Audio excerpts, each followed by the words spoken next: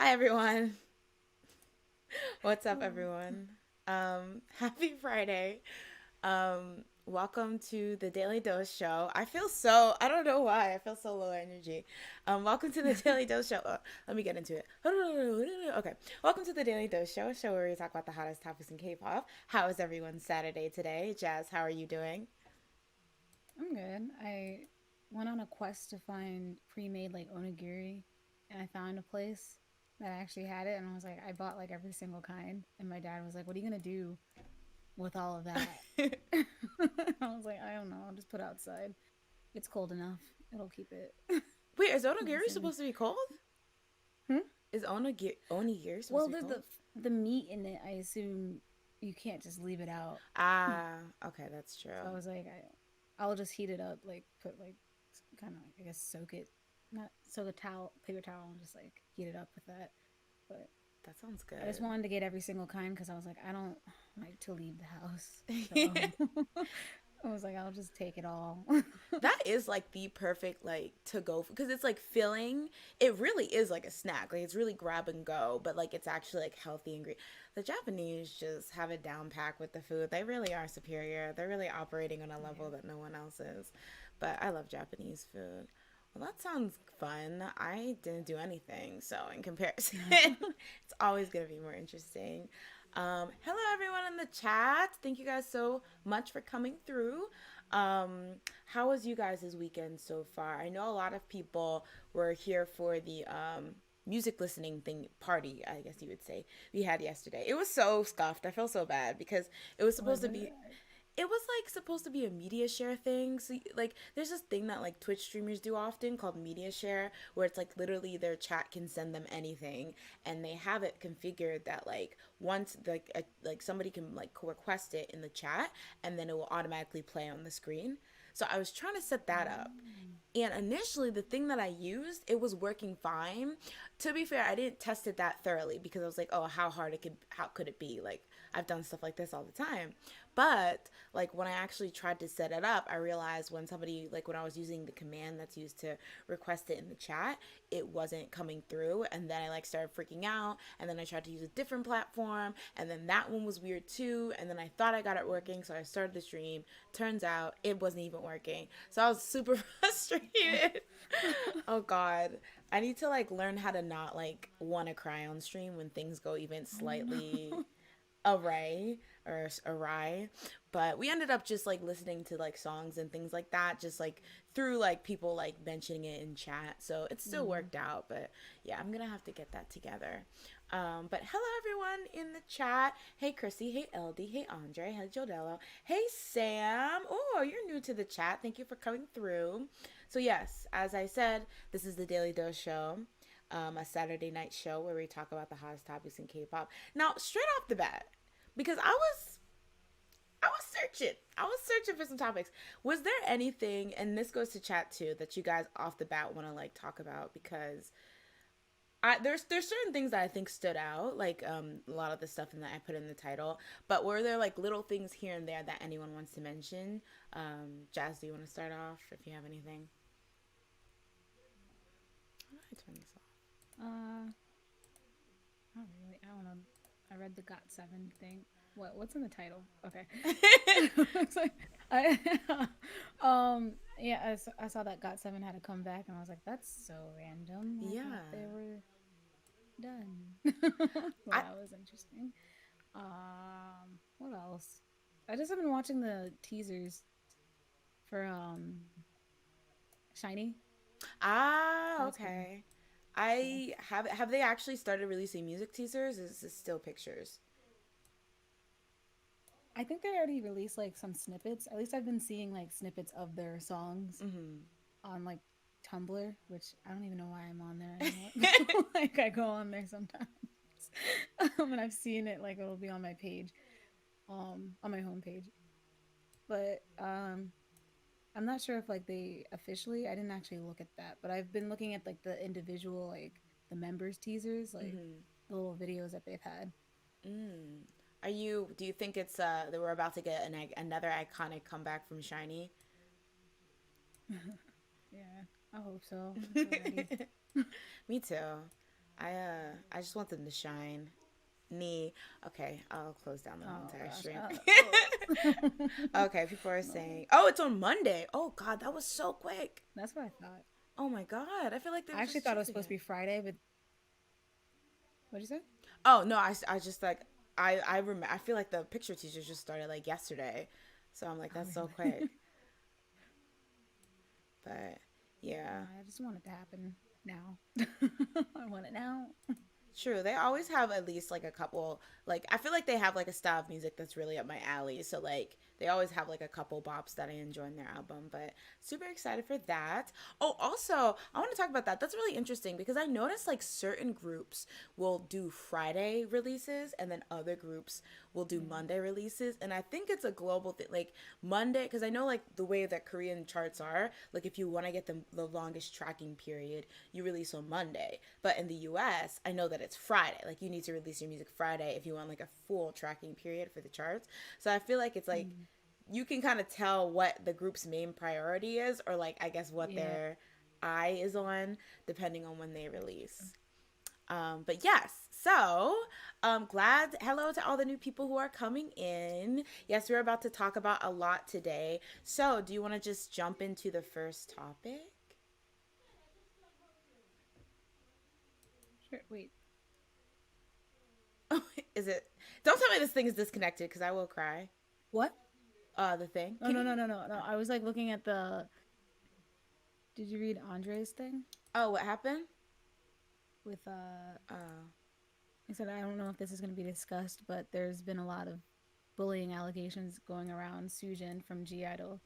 Oh my God, I didn't hear about. There was one dude who I think is on a variety show. I think I saw it on Nether and Buzz. Wait a second, let me look it up. That I heard was like kicked off some show because he was bull. He was high school rapper for Kang Hyun kicked and edited out of the show after sexual assault. Okay, that's a bit different, but Oh there's that. yeah. But I did not Uh, hear the Sujin rumor. Let me look if I can find anything. Bullying. That would be crazy. Bullying truly is like you're about to get shut down. yeah. Oh my God. Okay, here. I'm going on all K-pop right now. Let me pull it up. Um,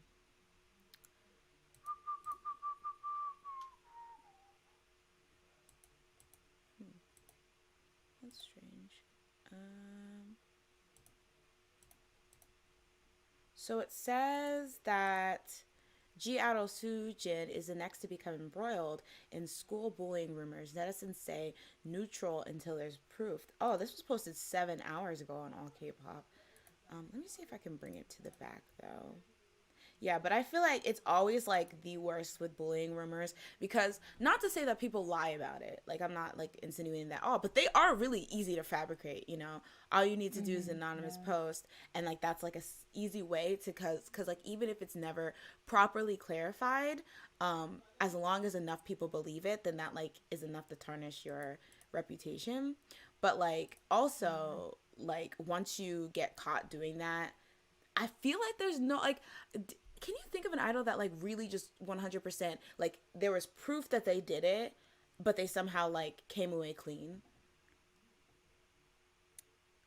Mm, define clean. Like Like no one talks about it anymore. yeah, because I know Hyorin, she was one, her whole bullying scandal, and I think largely people let her do what she wants, but I do think like depending on where you go, depending the comment section, there'll be people being like, "Ugh, this bully, gross," or whatever.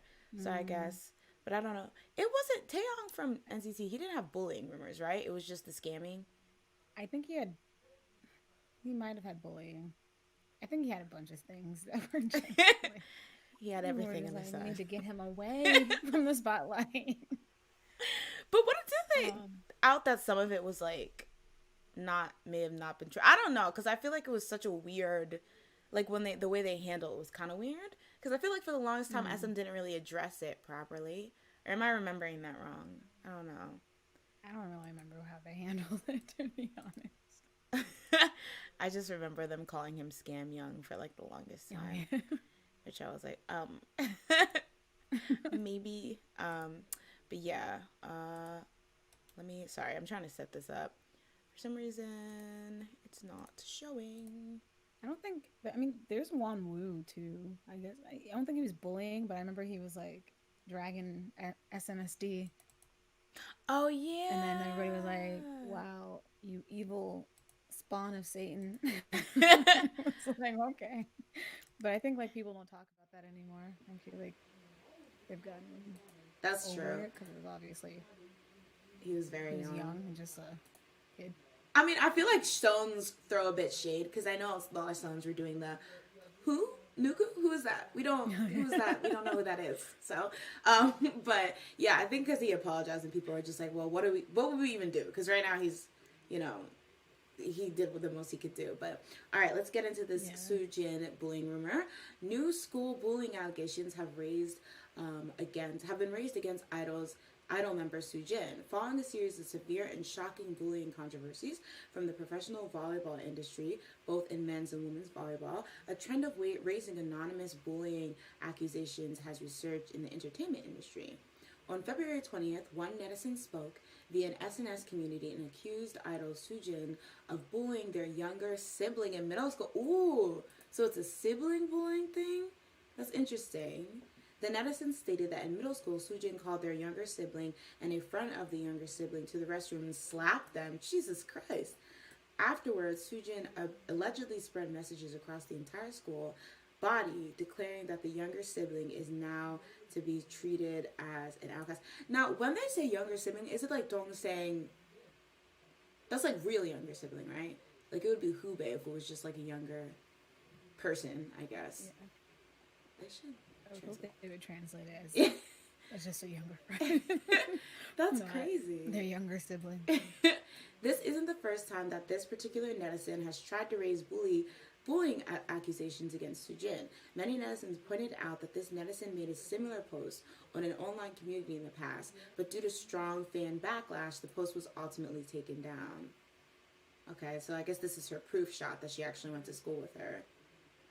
A similar post was That's also another seen. thing I feel like is weird. Like I feel like all you need to be like all you need to is just to be like I went to the same school as this person. You could just be like, oh yeah, no, I went to the same school, so obviously this is real. Yeah. And the thing is, it's really hard because my thing is like, I want to believe nobody would lie about this because like I don't know I'm really big on like karma and like making up this Mm. whole lie because maybe you didn't like them or you were jealous. I feel like even if like you think maybe you're young and you don't really understand the concept of consequences, like even if you think like aha like I'm gonna suck at him or whatever, like what do you think's gonna happen if people find out? Like I feel like that's because you put yourself out there, you accuse some if you're lying, you put yourself out there, you accuse somebody, and then like Mm. what's going to be your excuse if everyone finds out it's a lie and then they start attacking you because somebody like, and I hate even saying this because I don't want to scare people who actually have information, legitimate accusations, or are trying to bring certain things to light, but like that's like a whole can of worms you're opening up, like her fandom's gonna be coming after you, news sites are gonna be coming after you, and things like that for more information. So if you are lying, that's why I just always believe it a lot of the times because it's Mm.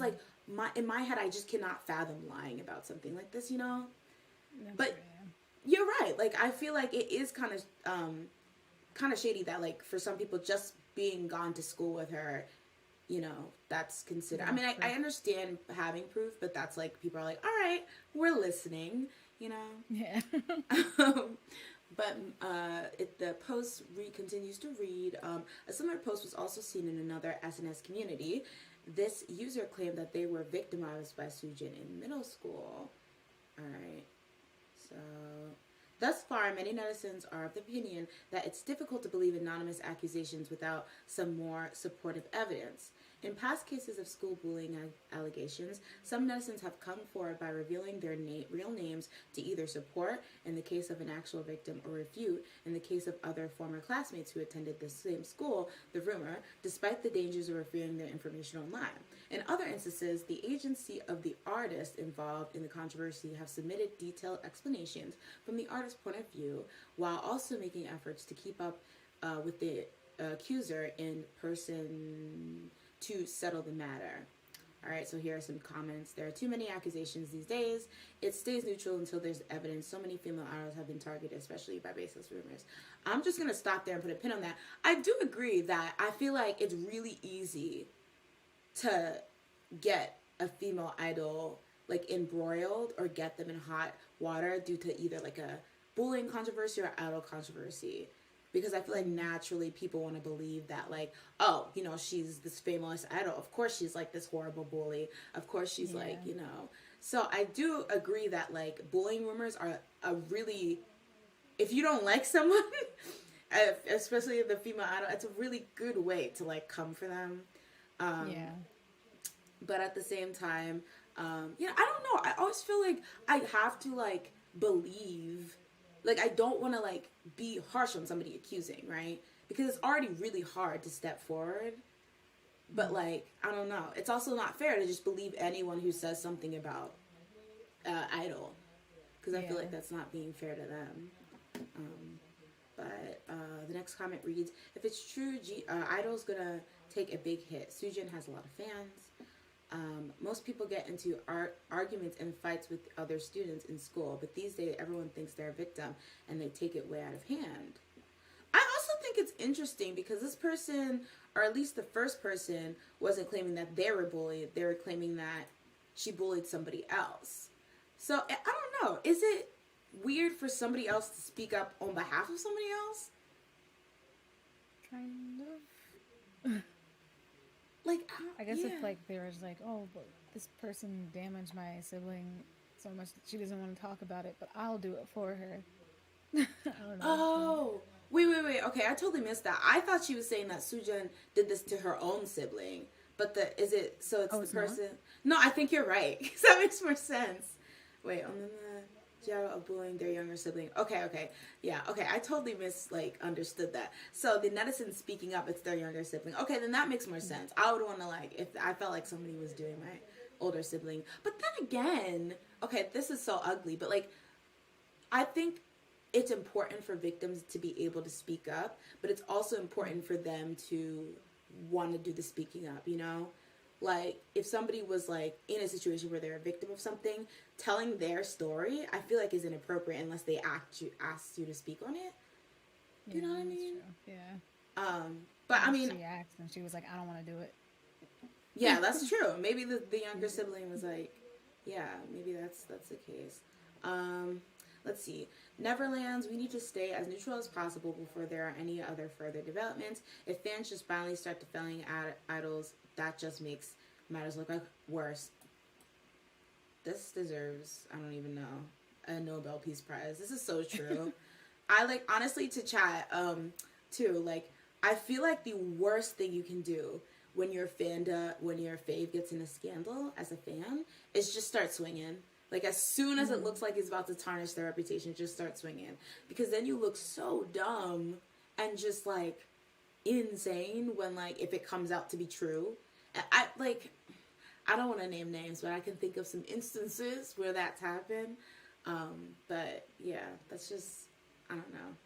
Yeah, just that like it's just so. And my thing is just like I don't know. It's just really weird. All right, and then somebody said I heard other celebrities went to school with Soojin. IDK for some reason I'm skeptical of this one. Please don't pay them off and shut them out. School bullying cases need to be handled seriously. All right, so I guess I'll take it to chat. What are you guys' opinion on this? Do you think we have enough information here? Do you think the victim needs to like do you think the victim needs to identify themselves? Because there was a portion in there that a lot of people are skeptical because the anonymity, you know, anybody could see anything. So do you think it's appropriate to ask this person to identify themselves? Um, I mean, if they want public, I don't even, I guess if they want immediate public validation, yeah, Mm-hmm. I guess it would help. But if they just want like justice, I think only the people, like the parties involved, need to know who, like the exact names and whatnot. Mm-hmm. Like the public doesn't really need to know at that moment. It's just an allegation, and then you start to talk to the actual person that should be held accountable. That's I don't true. know. No, I feel Like the like public that's isn't owed true. anything. That's true because honestly, I guess like the most that the public can really do is shun Soojin and like maybe petition to get her removed from her group or something like that. But in terms of like real like an apology, that's something that needs to be done between the person who's the victim and Soojin. So yeah, it really doesn't you know take them naming themselves, but at the same time I feel like a lot of people are going to just be like, well, if you truly X, Y, and Z, you would have came forward. So it like creates this really sticky situation. I feel like that's probably what a lot of the time keeps victims from speaking up, because they're like, well, I don't want to identify myself because whatever smoke I might get for possibly like from like possibly fans that don't want to accept their fave might not be as like great as they perceived, or like Mm. just I don't know, reporters too. Reporters can be very invasive when they want to get the scoop. So, Yeah. somebody brought up Park Ji Hoon. Oh my God, the ads. Yo, I need to get ad blacker. Asian Junkie needs to like get it together with these ads. Okay, so Yeah. Park Ji Hoon's lawyer recounts a false bullying allegation against the idols that was done just for kicks. So, as bullying controversies have come back into prominence recently, a lawyer recently stepped forward to talk about false accusations of bullying against Park Ji Hoon of 101 fame. Lawyer Ko Seung Woo, who is working at Gangnam LCC, revealed that Park Ji-hoon was accused of bullying. The attorney said that the incident happened in 2017 after a basher claimed that Park Ji-hoon had mistreated. Oh my God, these freaking ads! Like, why would an ad need to take? No, I'm sorry. I'm sorry, Asian Junkie. I'm talking to Half you. of your page. This is what is going on. I don't know if it's just me. Maybe I need to be hip and get ad block. Um, where was it? The accuser warned the former 101 member to prepare his revenge, as he is very eager to bring him down. The same source started. Let me just copy and paste because at this point, Asian Junkie, how am I supposed to steal your stories if you have That's these why big they ass have ads them. for Story. story stuff? The accuser, okay, the same source stated that Park Ji-hoon bullied him in the past. However, after police conducted a thorough investigation, it was revealed that the person who wrote the alarming message was someone who was completely unrelated to the Boomerang singer. The lawyer then divulged that the criticizer of Park Ji-hoon is actually a 28-year-old man who fabricated the entire plot to make a fuss. His girlfriend must have been a Park Ji-hoon fan, must have been spending her coins on goods, and he was hating. The attorney went on to say that the basher was an ordinary office man who did not even live in the same community where Park Ji-hoon grew up. So there we have an instance of somebody who was just hating from outside the club. So it's like really hard because think of I don't remember that at all. Do you remember that? Not really. Yeah, I was gonna say. Luckily, I guess it didn't get big because I do not remember that at all. But imagine, especially because wasn't that the 101 was still like like they had just been formed in 2017, right?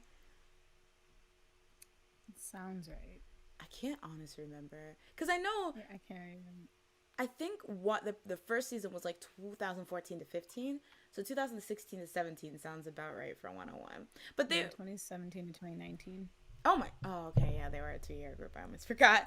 But I think it's like that's one of the things where he was newer. You were fresh off like 101 being formed, and you know how like after like a variety show like that concludes, there's like that era where everyone's like still really disgruntled about how it like ended up. So like they're like, oh, that person didn't deserve to be there because my fave should have. So like people are trying to pick at like the members who made it in because they want to Yeah, yeah. start shit. I feel like that would have Yeah. been such an easy target. I guess he was more popular, but like maybe if it was somebody who wasn't as popular, it would have been such an easy target moment for him to just like use that as a way to bring him down. I'm sure a lot of people would have Yeah.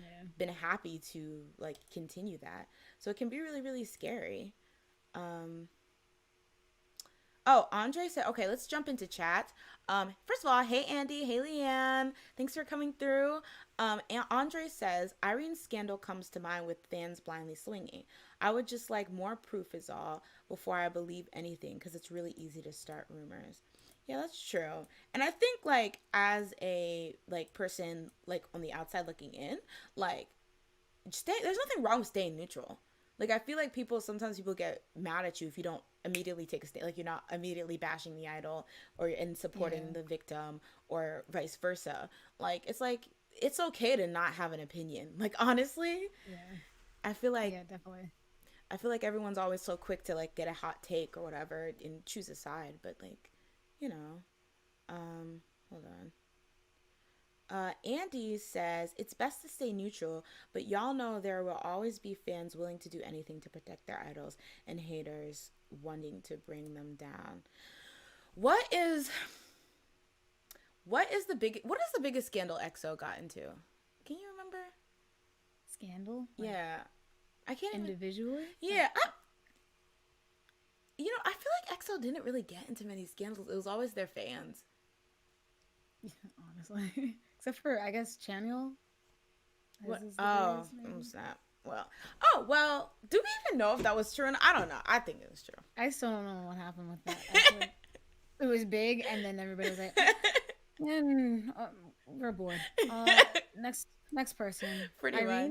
much. Right. They're like, Let's and go." we move. We're bored with this now. We've already made the memes and the jokes. So what is there really? But yeah, because I was just thinking, like, was there a time where like you like felt like you jumped in to defend somebody before you ever knew, like as a stan, as a XOL? Next one.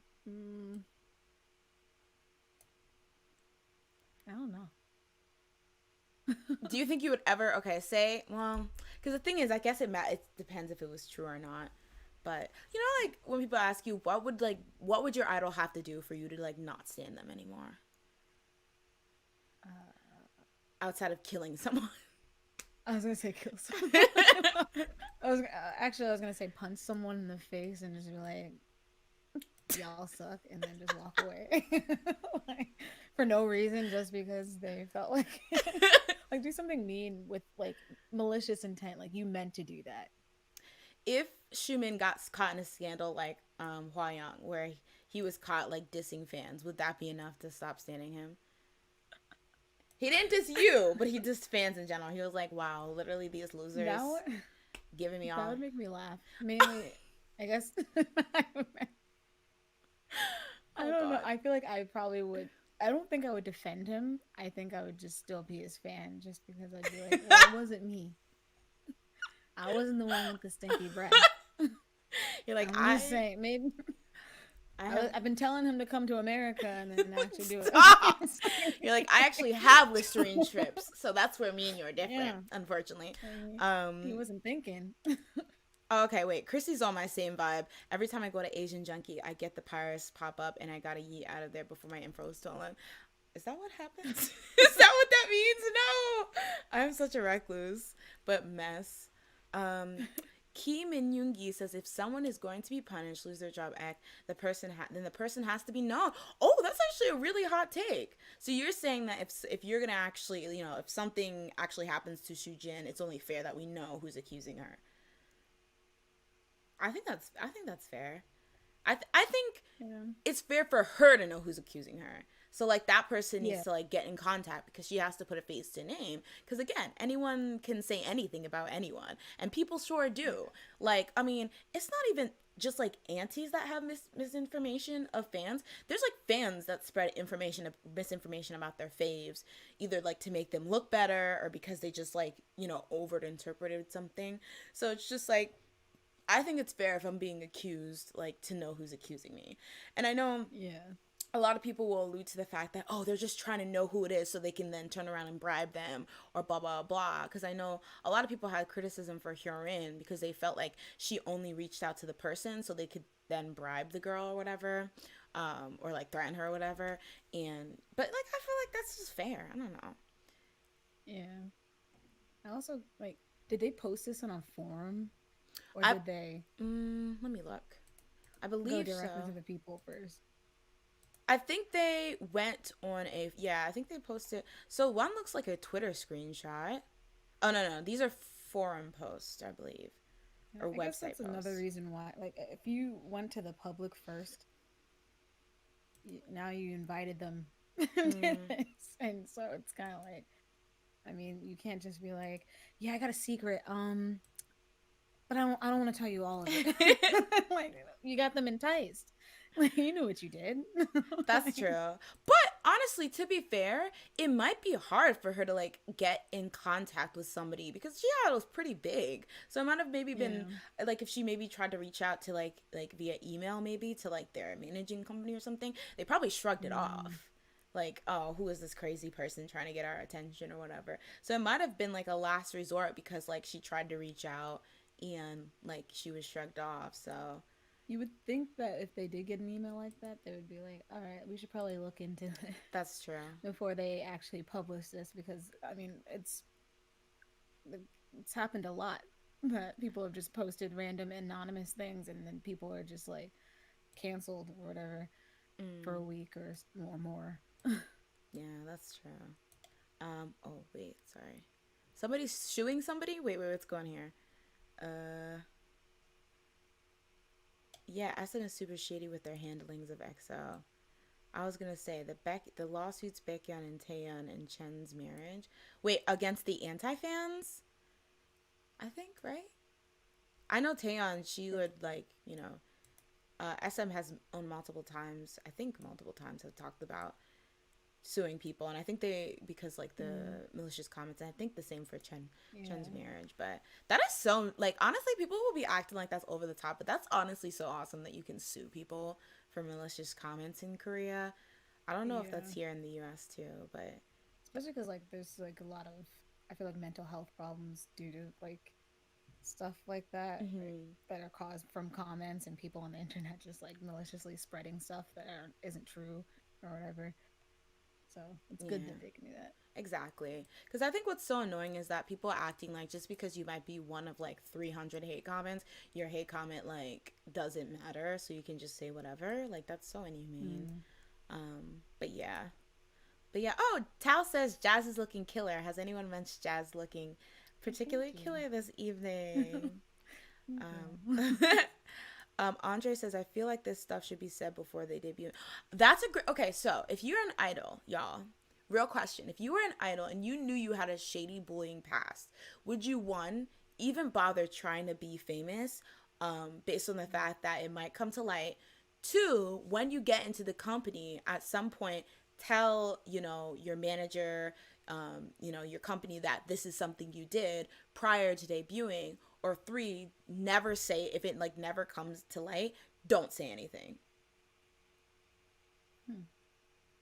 I'd probably tell my management Even if you because I think feel it like they'd might. probably ask at this point. Well, Be I like, did feel you ever do anything? like did you ever do And anything? I'd be like, oh, there was a one time, I guess, that I kicked a kid in the back of the Oh knee no. and he swung on me and then I swung on him.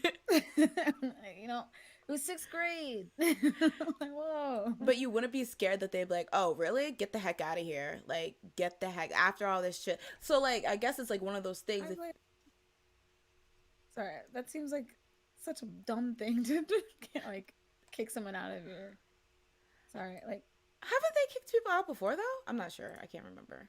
For bullying rumors? have they? I don't know, honestly. Like, I've seen people, like, haven't they been kicked out for current, like, rumors? Like, they were bullying it, like, people now? Oh, like Jimin Versus, from like, if AOA. you're, like, in fifth grade or something and you kicked a kid, like, I would hope that I wouldn't have to be, like, kicked out of a group because of that. There's so many kids that have kicked people I or done wasn't there a stupid Stray things. Kids member? Not was it Stray Kids? A member that got kicked out. I think it was Stray Kids, but I don't think it was bullying. There was a member of Mm. something. Yeah, there's a member. Stray Kids? Okay, never mind. It was never outed. I don't think the reason for him leaving was ever outed. Okay, stays in the chat. Did they ever explain why Woojin left, or am I just making this up? I don't think it was bullying. Now that I'm saying this. Terminates personal circumstance. Okay, yeah, okay. It wasn't bullying. Sorry. I apologize. I don't want to have that out there.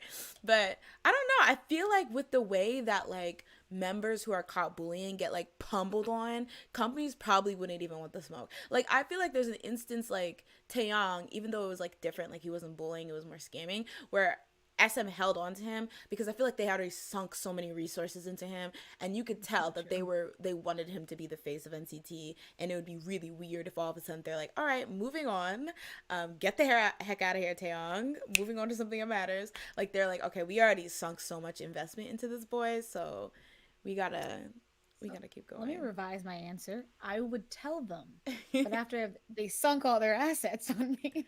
And they're like, all right, we're finally going to sign you. You've been training for 5 years. You are a top student. Like, come on, we got to get you in this group. People have seen your face already. I'm like, all right. So that one time in 6th grade, I kicked a kid. How about that? What are we going to do about that? And they're like, it's fine. It's fine. We got you back. We already sunk so much money into you, man. They're like, thank you for telling us now. Jumping in the chat. Back, guys. LD says, I don't think I would even bother being famous. Sam said, I would try to do as much good as possible to make up for it and notify management if it was really controversial, I guess. Otherwise, I wouldn't even try to become famous. Oh, okay. So you're just like, I need to try to like, I think that's good though. Like reach out to the person, try to apologize or something, even if it's right before your debut or something. Because I think that's the problem a lot of the times is that like these people will wreak havoc.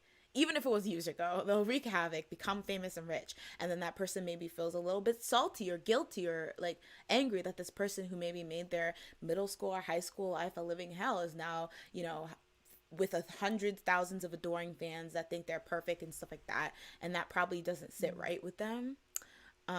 Tal says, if I was an idol with a bullying history, I'd tell management, listen, in a Valley Girl voice, I was fighting so many demons. I put the hate on somebody else. I'm so sorry. Literally me. LD says, I guess it depends on how bad the situation was.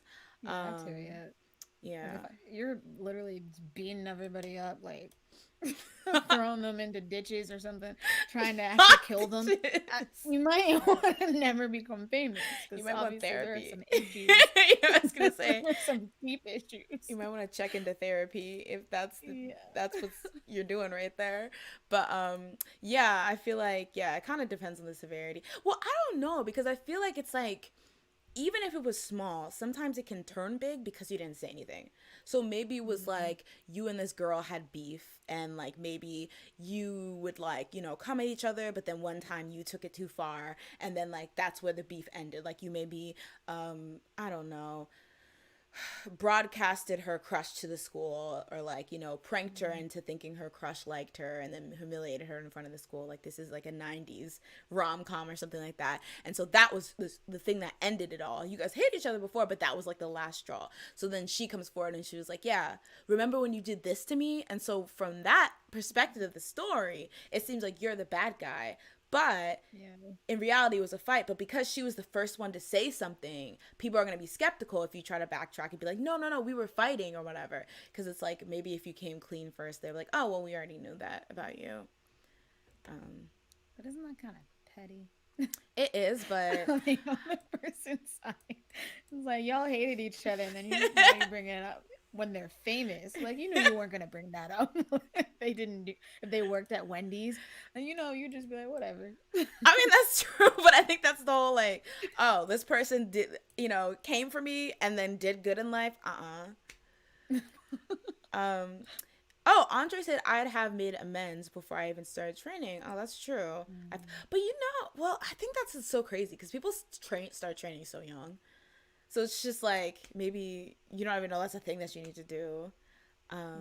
Sam says, it seems like a lot of work to go through to clean up your image. That's true. Like, if I knew I was, like, literally a head Iljin, running things, girl gang leader, # girl boss, but negatively, like, I'd be like, you know what? That's just not the life I was meant to pursue. I laid in my bed when I decided to be a little, like, gang member. So, moving on. It depends. People change and grow up to regret their choices and want to reconcile those they hurt. Yeah, that's true. And I think though, like there could be people who are genuinely like, "Oh my god, I was so dumb for doing this." Like, Mm. and not only just do I want to just like want to wipe my hands clean from it because I just want to be famous. Like I genuinely realized like this was a terrible thing to do. But I guess it's always hard because it's like as the victim, hearing that like you just have to suck it up and move on is hard, you know? Mm. Like I remember there's this quote from Will Smith when he's like, it's not your fault that you got hurt, but it's your job to heal yourself or something like that. As in like you can sit there and hate that person forever, but like they they they can move on with their life. Maybe they don't care, and so they're able to move on with your life. But then you're here, mauling over that. And obviously, I'm talking about like I'm not talking about like if something like they assaulted you or something like that. Like actually, well, all of it's really bad. But like the idea that like no one can like heal you except you. Mm. And that's not saying that somebody never owes you an apology or like a heartfelt apology and stuff like that. But even sometimes with an apology, you could still be pissed at somebody. You could still be Yeah. pissed and just think about how what they did ruined your life or resulted in all these bad things. But like until you come to terms with that yourself, it's always gonna hurt. But like just hearing like a bunch of people being like, "Well, that was years ago. Get over it." It's like, yeah, but that like affected me for so long. So I don't know. That's just my 2 cents.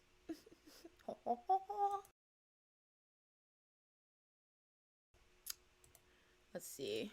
Um, let's see. Leanne says, I'm not a stay, but there is a clip of Chen insinuating on V Live that the reason that Woojin left was because he did something shady. Ah, okay. But we don't know. Okay, LD's saying it was allegedly because of sexual harassment. Andre's saying they never said, but there are accusations of harassment. So it's one of those, like, we'll never know type things. Chrissy said, I'd be so scared of all the things that people would make up and twist about me and they drag me down. That's another scary thing because I feel like when people get an inch, they go a mile. So like as soon as one, like like that kind of like people will call it a witch hunt. Sometimes I guess you can say it is, but sometimes it's just literally like a lot of people being empowered to speak out when like one bad thing comes out about an idol, and then all of a sudden all these bad things they've ever done start coming out. So it's like Mm. sometimes it's like maybe the original thing you did wasn't that bad, but it just causes this chain reaction that like takes you down. Yeah. But yeah. But I think overall we can all agree that like it's not fair to just attack her now. Like we definitely need more information. And like you said earlier, just proving that you went to her school, I don't really think is enough just yet. Yeah. And obviously, if we find out that this is all true and stuff like that, that's one thing. But I think like right now, the fact that it's anonymous and the most proof we have is like a school picture. It's the best to stay neutral. And honestly, we can just sit back and see what Soojin says, because I think a lot of times when idols get called out, like in their arena situation, if they know it's true, they'll be like, yes, I did this, but I apologize. So I think hearing from what they say and hearing how they, and there's instances where they might just be like, knowing that they did something shady, they're like, we don't know who that is. But I feel like we just have to like see where it goes. So thank you so much, Andre, for that topic discussion. That was something that I didn't even know about. But I think we can move on to the next topic. So let me open it up. So the next topic is coming from Soupy, and I think a lot of people probably know about this, but this is in reference to the group that it was announced that BigHit was putting together with Universal Music Group Studio. So let me just widen this and then I'll pull it up real quick. All right. So, BigHit and Universal Music Group to create new global boy group through U.S. audition program. So I feel like when people heard BigHit, U.S. global boy group, they had an aneurysm because they're like, "What is BTS not enough for you?" But let's jump in to read what the article is about. So BigHit Entertainment and Universal Music Group are joining forces to launch a new global boy group. On February 18th, KST, the two companies made a joint announcement about their strategic partnership, which recently began with their teaming up to make Venue Live, the digital live streaming platform that BigHit uses for its online concerts, a global platform. In the video featuring Universal Music Group Chairman and CEO Lucien Grange, Big Hit Entertainment Chairman and CEO Bang Shi-hyuk, and Big Hit Entertainment's global CEO Lenzo Yoon, the companies officially announced that they would be kicking off a global artist debut project that would involve an audition program. Lenzo Yoon said, together with Universal Music Group, Big Hit Entertainment will be debuting a new boy group who will be actively on a global stage. We will select the members through a global audition, and we are aiming to air this audition program with a U.S. media partner in 2022. He went on to specify that Big Hit would be tasked with training the artists, while Universal Music Group would be producing the audition program with the American media partners. In this project, Big Hit Entertainment will be in charge of discovering and training artists, fan content production, and a communication with fans through Weverse, explained Lorenzo Yoon. Making use of their powerful local network, Universal Music Group will be in charge of music production, global distribution, and producing the audition programs with the media partners. He later added on, a joint revenue headquartered in Los Angeles will serve as a label overseeing this new group. Big Hit will work closely with Universal Music Group through Big Hit America, our U.S. arm. Oh, I didn't know that was a thing. As you well know, Universal Music Group showcases a wide spectrum of music, and said Lorenzo Yoon, it has a robust network of the world's best producers and composers, production capabilities, and marketing expertise. Likewise, Big Hit is a company that can best realize the K-pop style that is loved by music fans all over the world. These two companies will maximize our synergy by each focusing on our areas of excellence. Music fans all over the world will be able to experience the birth of an unprecedented group that brings together world-leading capabilities. So, I feel like when this was first announced, people were like, Big Hit's being greedy. I keep hearing that phrase. Big Hit's too greedy because they keep putting their hands everything. But that's why I said that this is supposed to be a rival to SuperM, because that's what I put in the title. It's clickbait, y'all. Because it's kind of like similar to SuperM, the fact that they're trying to make this global group, but rather than using, like SM did, using people who are already under SM, they're trying to audition to find new people. So what are your thoughts on this? Like, do you think that this could actually be a success? I'm kind of confused. Well, but okay. Is it gonna be English speaking? Like, I don't get. Like, is it gonna air in America? So let's go back to the article. So from my understanding of the article, it's everything's being done in America. I think that's what they're using, global and America interchangeable. But it looks like they're going to have a global audition via an audition program with a U.S. media partner in 2022. So it looks like it's going to be something that is held in America and is shown in America. And it seems that Big Hit, they're in charge of like training the artists and giving them that K-pop training, while Universal Music will be making the audition program. And then I think discovering, I guess they'll also be have a hand in the actual show, because they'll be in charge of this. It says they'll be in charge of discovering and training artists, so I guess that's selecting who's going to be in the group. Fan content production and communication with fans through Weverse. So it looks like they're trying to make an American group, but through a K-pop lens. So it's like they're gonna have similar K-pop makeup and like fan goods and like using Weverse and the way that K-pop artists train. Your face looks like I just think that's gonna look kind of cringy. I think, here's the thing. Well, okay, I also want to say that, so it says here that Universal Music Group will be in charge of music production, global distribution, and producing their audition program. So they'll actually be making the music. So I think you said it was cringy. Depending, sometimes, I don't know, like, I don't know. Depending on what they look like, I don't know. Some people just can't pull it off, and I feel like a lot of American like artists, I can't imagine them with K-pop makeup. I feel like it would just look, what are you doing?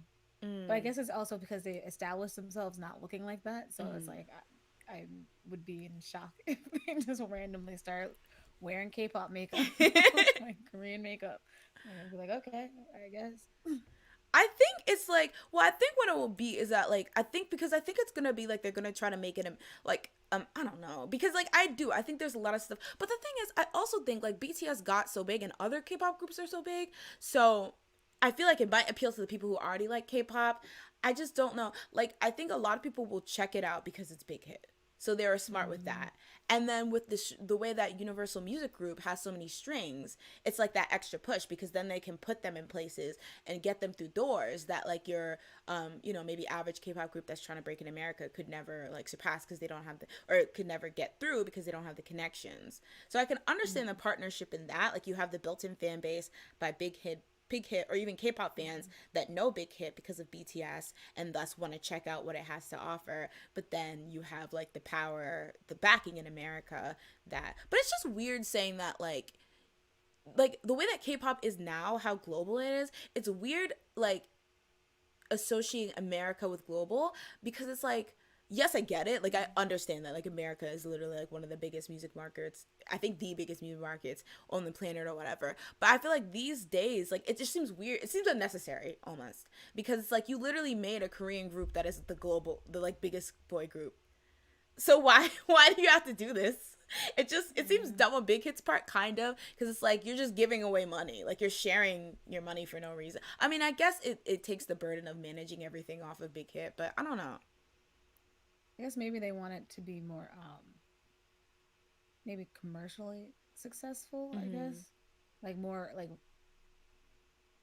I guess not normal. I don't Mm-hmm. know, like a lot more people will know who they are rather than I feel like BTS like it's more like K-pop fans like they have like just their set fans and then they know who they are. Mm-hmm. But like if I ask like a random person on the street, I don't know if they'd actually be able to name anybody in BTS. But I feel Mm. like if I ask somebody like who was in One Direction, like name one person, Mm. like it's like they know who that is, and I think it's because partially because they sang in English, and it was like they're I don't know, it just hit more closer to home for them because it was in English. So like maybe they're trying to get that type of success, Mm-hmm. which is something I don't know if BTS at least I don't think they have now. They don't have it now. Possibly they can get it later. I don't know. Think they have it now though. Mm-hmm. But I think that's where they want to go with that group. So you're saying that Big Hit feels like there's a barrier to how big BTS can be because of like, prejudices about the fact that they sing mostly in Korean and things like that. So they think that Yeah. this group will have a bigger chance of being like that's such I see what you're saying, but that's interesting because it's like why would you want a group that you think would rival your biggest group? Like I don't know. It I just seems mean, really money. strange. Oh, I guess money. Yeah, you're right. They don't. They're like rival them. No, no, no, no. That's all my money. Like I'm getting it all. That's true. What does it matter to me? I'm running to the bank every day.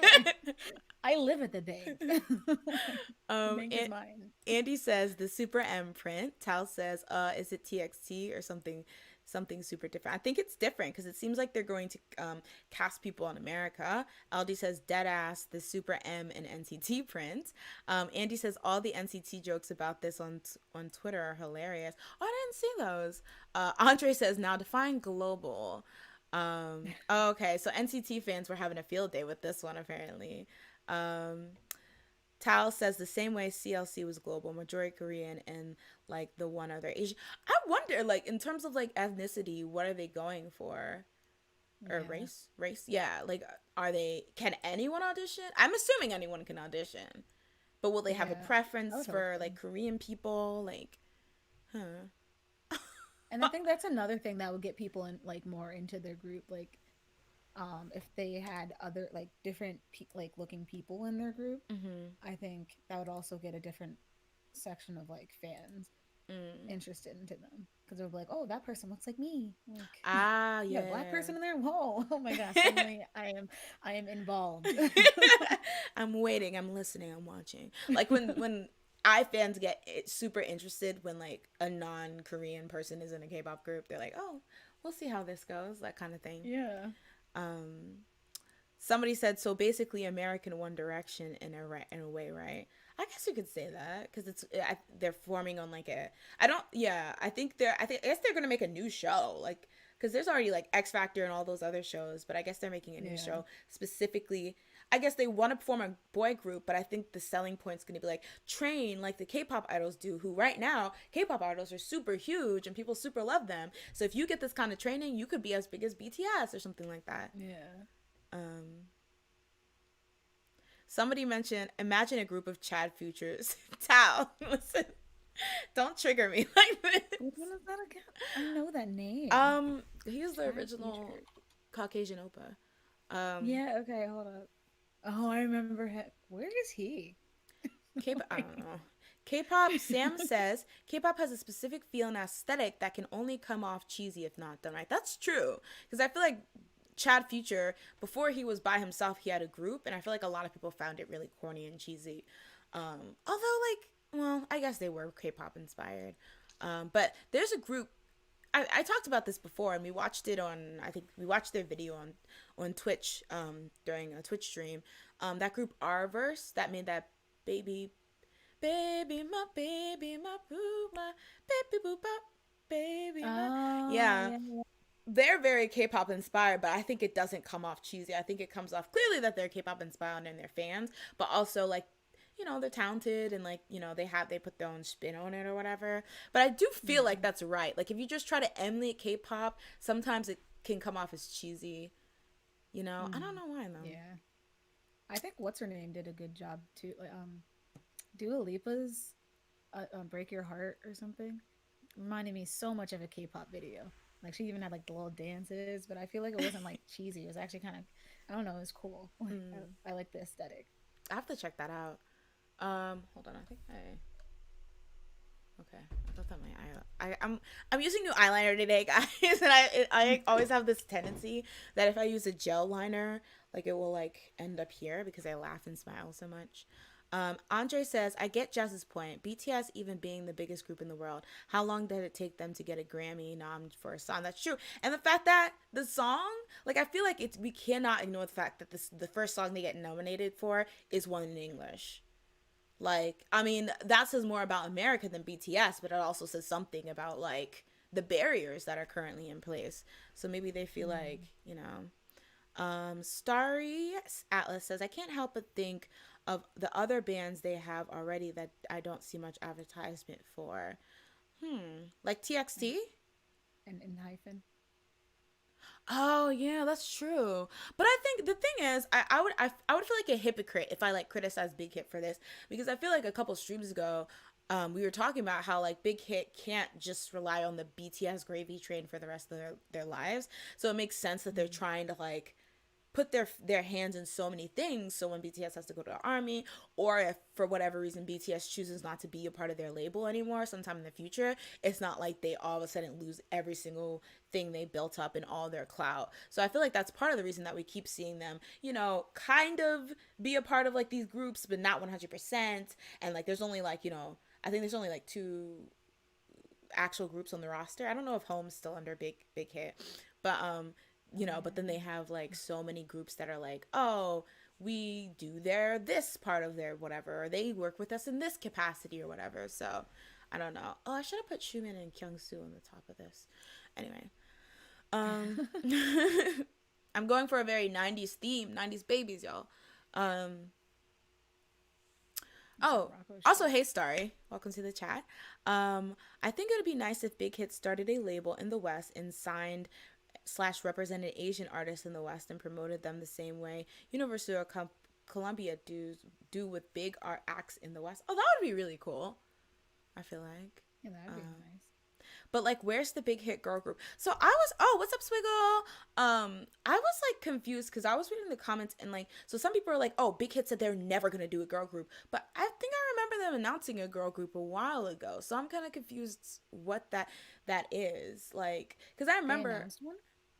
I think they announced like I don't know if it's gonna be formed like on an island type situation, but I heard whisperings of it. So like I don't know because some people like swear ups and down like Big Hit would rather like disband go bankrupt than try another girl group because I guess glam scarred them. But other people are saying no, they announced it. Raul, oh hey Raul, long time see. Maybe Big Hit should try to make an American soloist through a K-pop lens instead of a group. Groups are really hit or miss in the West. That's true when it comes to a Western thing, but I think if they want K-pop fans to be checking this out, they should go with a group because I feel like K-pop fans aren't as partial to, like, if they want that fake K-pop fan cushion to fall back on, I feel like K-pop fans aren't as partial to like a soloist that's like just a soloist. Mm. Oh, G Friend. Well, the thing is, G Friend is still part of Source. Honestly, I need that. I need that whole like partnership between Big Hit and Source explained. But like people will, I've seen people saying they're not actually Big Hit. Andy says I it's only wouldn't a, consider them. huh? It's kind of like saying I wouldn't consider them big hit. It's kind of Mm-hmm. like how 17 is in Playlist, and Playlist is also Oh, under them, but I would never be like 17 is a big hit group. Like no, no. let me see. Oh, well. Yeah, that's what I always think when I think Big Hit. I just think TXT. Um, let's see, TXT, BTS, and then When Home was on there. Okay, yeah, I'm on the Wikipedia, the source of truth. BTS, they list the groups as BTS, TXT, soloists as Ehyun, RM, Augusti, and J-Hope, actors as Kim Taehyung, and then so yeah, they're I guess they're not considered artists. Also, Mm. if somebody can also explain the whole playlist thing to me, I don't get what that is. Anyway, but I should probably read up on that more, honestly. Let me jump back in the chat. Sorry. Okay, so Andy says this only applies to a few toxic fans, but it's crazy to see but it's crazy how some company stands refuse to accept that Big Hit wants money like any other company. Like they're more real or something like that. But when things like this happen, it's all well, of course Big Hit wants money. Yeah, I feel like that's like the tale of like the I don't know, torture the Something sad. tragic fan, you know. It's like my thing is like I don't care if a company wants money as long as they're not wanting money over the health and like, you know, protection of the artist. Cuz like you said, like Yeah. things would not if like BTS wouldn't have made money eventually. Obviously they struggle for a bit, but like if they wouldn't have made money eventually, that they would have disbanded like every other group. Like and it makes sense because you can only run on fumes for so long, but it's like also makes sense that they want money so they can grow and, you know, make more products or not make more groups, but then also make more products and things like that and have more businesses and stuff. So, Yeah.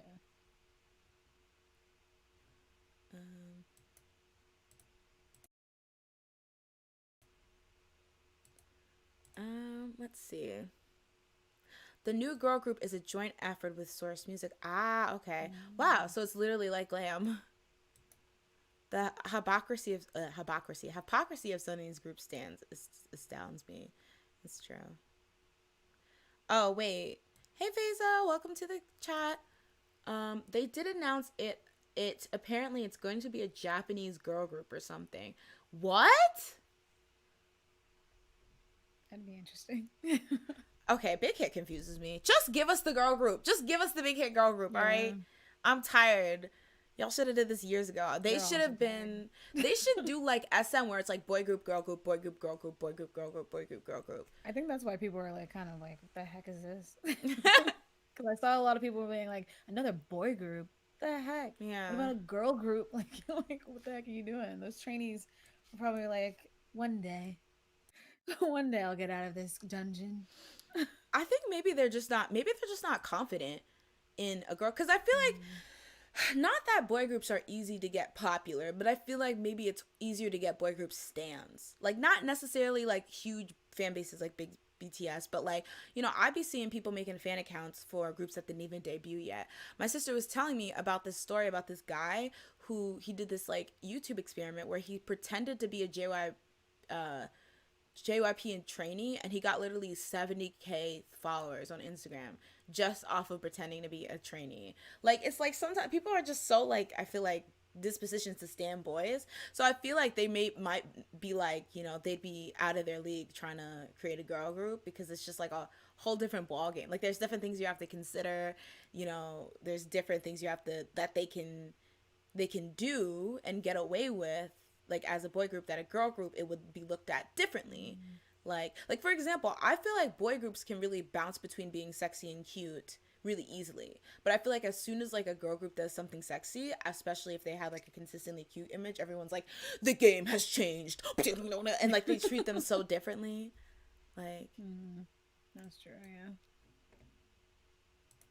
um, all right. Andre says, okay, looking it up, Source is supposed to debut a new girl group. Big Hit is eventually going to debut a new girl group with someone from SM and then a female island situation. Okay, so Oh, I that's do two remember hearing different. that. About the SM thing or the island thing? Yeah. Ah, okay. Glam is technically a joint between Big Hit and Source, according to Wikipedia.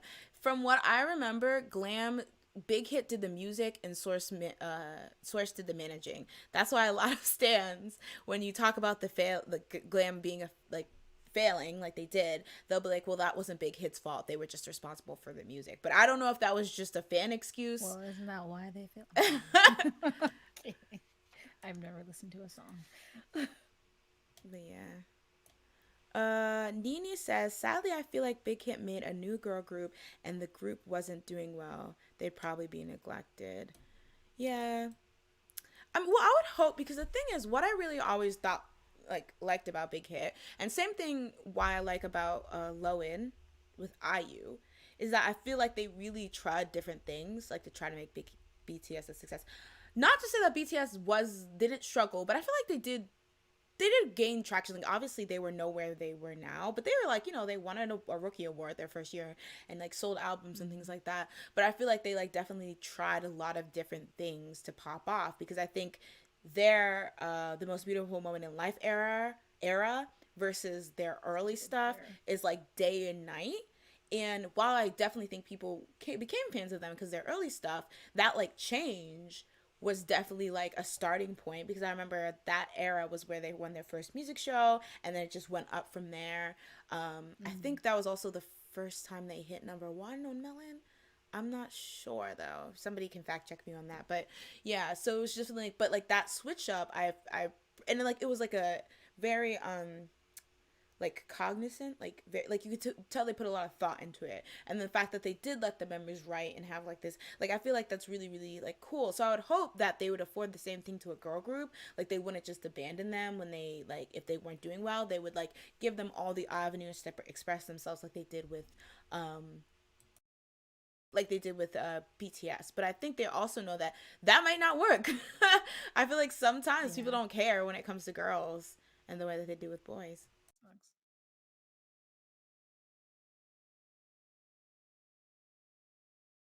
Oh my god, I'm so behind on chat, guys. Sorry. It doesn't auto scroll, so it'll just leave me. I wish Glam was going strong. I want to ask, because I never really understood this. Did the whole um blackmailing thing, did that happen before or after they were like kind of on the edge? One of the members like blackmailed an actor. Let me look it up. A member blackmail? I thought you were gonna say like somebody got blackmailed in the group. They blackmailed someone else. Yeah, I'm pretty sure. Wait, let me make sure I'm not lying. Former artist. Okay. So let's just look at the Glam Wiki, the source of truth, y'all.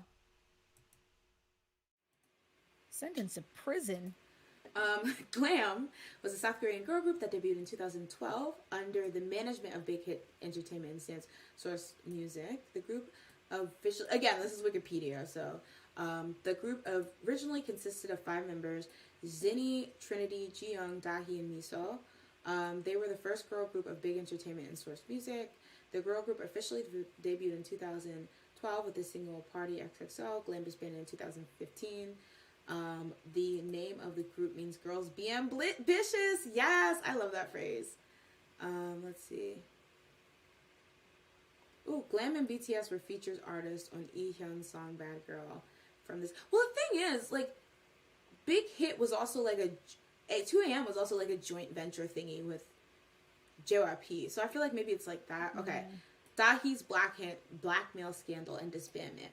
So on September 2nd, 2014, the actor Lee Byung-hun accused 2 women of blackmailing him by using a compromising video as leverage. Da-hee and model Lee Ji-young were later identified as the woman involved and were charged with blackmailing the actor for 5 billion won. On January 15th, 2015, the Seoul District Court sentenced Da-hee to 1 year in prison. Jeez!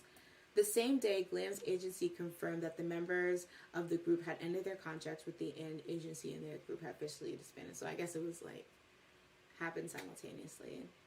On March 26, 2015, the Seoul District Court, under Lee Byung-hun's request, gave Da-hee a 2-year suspension instead of a 1 year prison. All right, dang. They have 4 songs. All right. So that's the life and times of Glam. But yeah, that's a fortunate end though to a group. Hi, oh my girl, fan. I'm like, and then she got blackmailed. Hi. I was like, you shocked me. I was like, who are you talking to? Wait, Chrissy, are you saying Glam was ahead of their time because the blackmail? They out-scammed. How dare they go to jail for that? The original Joanne the Scammers. Andy says, but wasn't it kind of shady because Lee Byung Han, right? Okay, was flirty and trying to start some kind of relationship. He's pretty shady himself. He's remembering. I mean, possibly. I don't remember it very well. I remember it happening because I didn't know. I wasn't really into Glam, so I only knew like a couple things. I only somewhat like paid attention to the story, but. Okay, Chrissy says no, their music. Yeah, I'm sure. I mean, I don't doubt it. But at the same time, it's like, well, I have to get the ages too, because if this was like an old man trying to hit on a young girl or whatever, then that's shady. Yeah. But also, if she was genuinely trying to blackmail him for money, that also is very shady. Younghan's a popular actor, right? I'm trying to... He's 50 now. Yeah. He's 50? Okay, then he probably was... Okay, then that does seem like shady. This was 5 years ago, so he was 45. And she was... Well, there's no... Yeah, he was in Red. Red. That movie with, like, Bruce Willis, all those big action movie people. Okay, I thought I knew who this dude was. Okay, he's, like, huge, yeah. Yeah. Huh. Oh, yeah, this guy! Okay, then it definitely... Yeah. I don't know about that. That does seem like a shady thing. They said, throw her ass in jail and lock her up. Maybe that's why he was like, oh, okay, don't throw her ass in jail and lock her up. Just, like, give her, put her on suspension. Because he was like, maybe I have shady.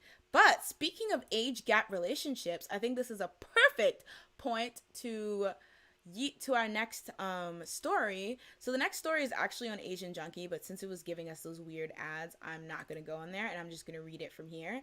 So you get to see our faces while I read it. But I do want to credit, I got this from Asian Junkie. So rapper Din Din is under fire for expressing skepticism about older men who pursue younger women. So rapper Din Din is currently under some fire for some comments he made on his radio show on SBS Power FM, Din Din's Music High, after a listener called in asking for advice on what to do as a younger woman who has interest in an older man. So, a female listener who's 21 years old shared that she feels attracted to a 33-year-old man in her cycling club, but that many around her are against it due to their age.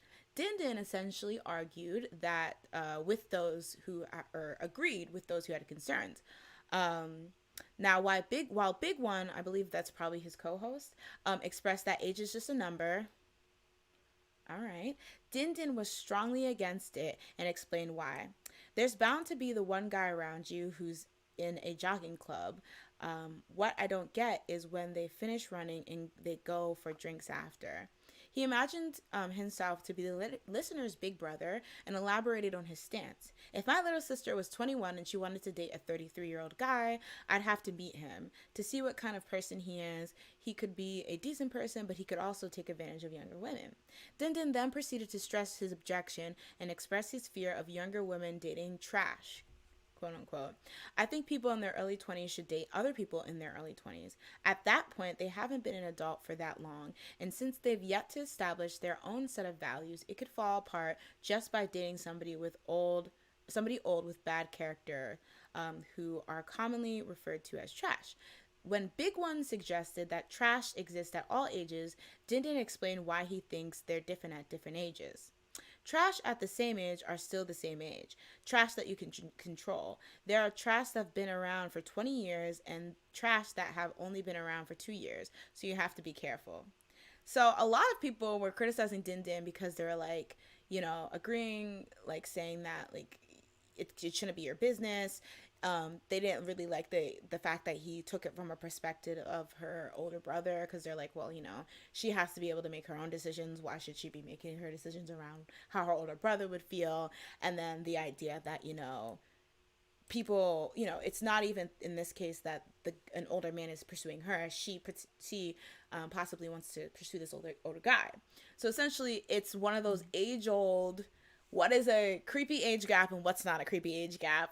So this is a question in disguise, honestly. So I guess we'll start with saying this is a little different, because in this case, it is a younger girl who wants to pursue the older man.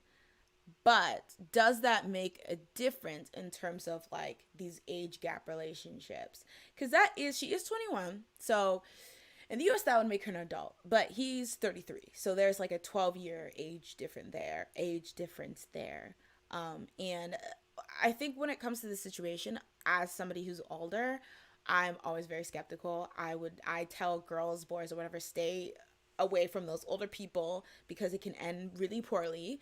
A lot of times it can be people who just want to take advantage of you. But at the same time, I do want to give younger people their own autonomy and agency to make decisions for themselves, because I understand that can be very patronizing to be like, you're too dumb to know right now that this person's scamming you dummy. Like, like it can come off like that. So chat into Jazz. What's your opinion, I guess, on this whole situation? Who do you think's right? Din, who thinks that she should stay away from this guy, and the idea that there's a difference between older trash and younger trash, or the people who are against him saying that this girl, huh? I think that's true with the older trash versus younger trash. I feel like some of the trash that's been around longer, it's going to be more seasoned. Yeah. It's going to stink more. It's got more true. skills. That's true. So I feel like that was like there's some truth in there. But I feel like, I don't know, it falls down to preference. Like if she's 21 and he's 33, I guess, like, I don't know, if she's interested in him, she's an adult, um, and if she asks him like to go out, and then he feels like, oh no, you're too young. I mean, he's not in the wrong. I mean, if that's how he feels, move along. But if like they start dating, I mean, like, who am I to say like, no, you can't date? Like, she's an adult. She wants an older guy, I guess. I don't know. I guess like if their relationship starts to be like a little weird and he's actual trash, then I feel like that's a different conversation than age. Yeah. I think it's just like, it's always so hard, because again, like, you're right, like technically like 21's an adult, although like it does make me skeptical. I just am very wary of people getting taken advantage of. And I think when people weigh in on it, it's not even them trying to be like, it's like they're from their own experience. Like, I don't know, maybe it's just me, but if I was 33 years old, dating a 21-year-old is just very strange. Like, I'm not saying they couldn't genuinely meet somewhere and genuinely blah, blah, blah. And if, like, I think there's definitely a difference between somebody who maybe usually dates people around their own age and just happens to make an exception for this 21-year-old versus, like, a Leonardo DiCaprio who's constantly seen with somebody who just turned 19. Like, then it's, like, more, all right, this is a thing that, like, is kind of weird.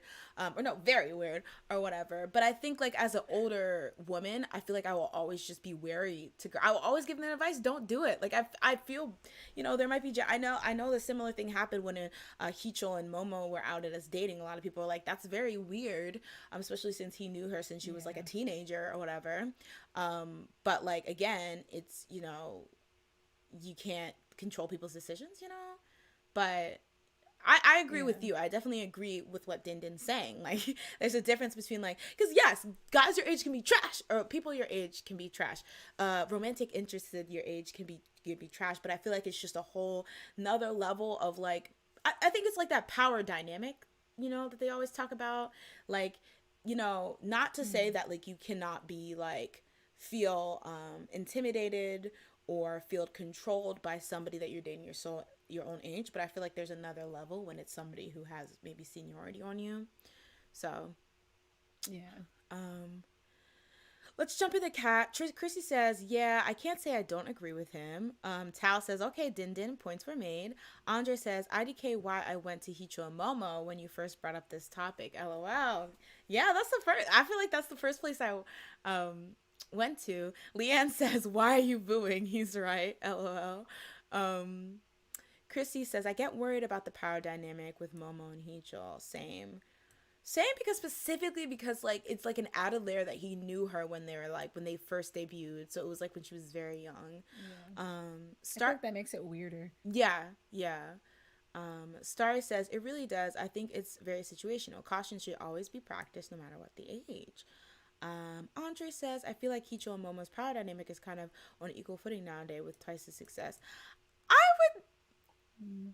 I would disagree only because yes, they have success, but then Super Junior still has the seniority. So I feel like that, and it's not like Super Junior is just nobodies, you know. Um, Star, huh? I disagreed.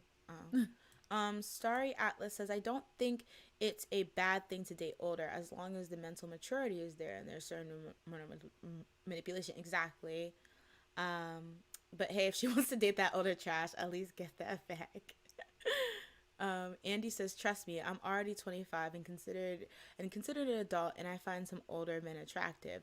But do I want to date somebody who's at a different stage of their life?" Oh my god, that is so the tea. Like I think that's another thing to consider. Like I don't think I would like when I was younger, I was interested in dating older because I just didn't want somebody to be like, "All right, now let's have babies," and I'm like, "Whoa," like or something like that, or "Let's get a Yeah. house." Let's get married when I knew I was so far away from that in my mind. Yeah. Yeah. Tal says, I don't get why all these young heifers want to date like my father, you know? Why not date some Larry Free math class? Well, here's the thing. There's a part of me, there's that stereotype that older guys are like more mature. And sometimes, like, especially when you're 21, not to be stereotypical to younger guys, but like they're like, they just want to be a player today. Like, you know, like they're just like, a lot of them are concerned about being faithful. This is stereotyping, so I apologize, but like from my experience, like, you know, a lot of them aren't like trying to be faithful to a girl or trying to like be booed up, hugged up, kissed up. You know what I'm saying? What are your thoughts, Jasmine? Mm. What are your thoughts? I mean, no, I agree. Like, wait, my thoughts on what? Your thoughts on the idea that younger guys sometimes aren't. Well, no. Well, I don't know if I even Mature? want to say that. I don't know if I want to say that because I don't want to feed into that stereotype that girls mature faster than boys or whatever. But like, I don't know. When we were in college, did you feel like there's a lot of guys that weren't really interested in settling down with like one girl or like having a girlfriend or something like that? Oh yeah. That's what I thought. I think that's still the thing. Like now, even at 26, no one's interested in an actual relationship, especially with like the popularity. I feel like in college, Tinder became really Oh popular, yeah.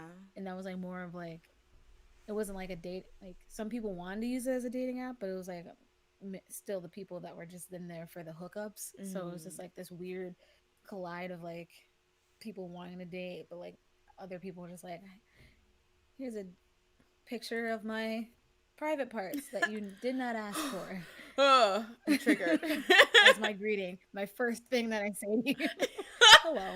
Oh my god, I'm triggered. Or it's like you think you're having a normal conversation. You're like, oh, you know, what are you into? Oh, I like skiing. What are you into? I want to see what that beep do or whatever. And it's like, actually, actually, I gotta go. But yeah. That's lovely. Good for you. Yes. All right. We weren't talking about anything about that, but sure. Yeah. Swiggle says, I get what people mean when they say she's 21, she's adult. When I think of maturity of myself and peers from when we were 21 to me like now at 25, there's a difference. Yeah, that's true. And I feel like I always want to walk with care with this kind of thing because I feel like as a young person, you're just like, oh, these old people just are saying I'm a baby, but I can do this and this. And it's like, it's not from a place of like looking down on you. It's from a place of maybe like projecting our own situations, but like when you get older you don't really realize how young you are at a certain age until you get older than that age, you know.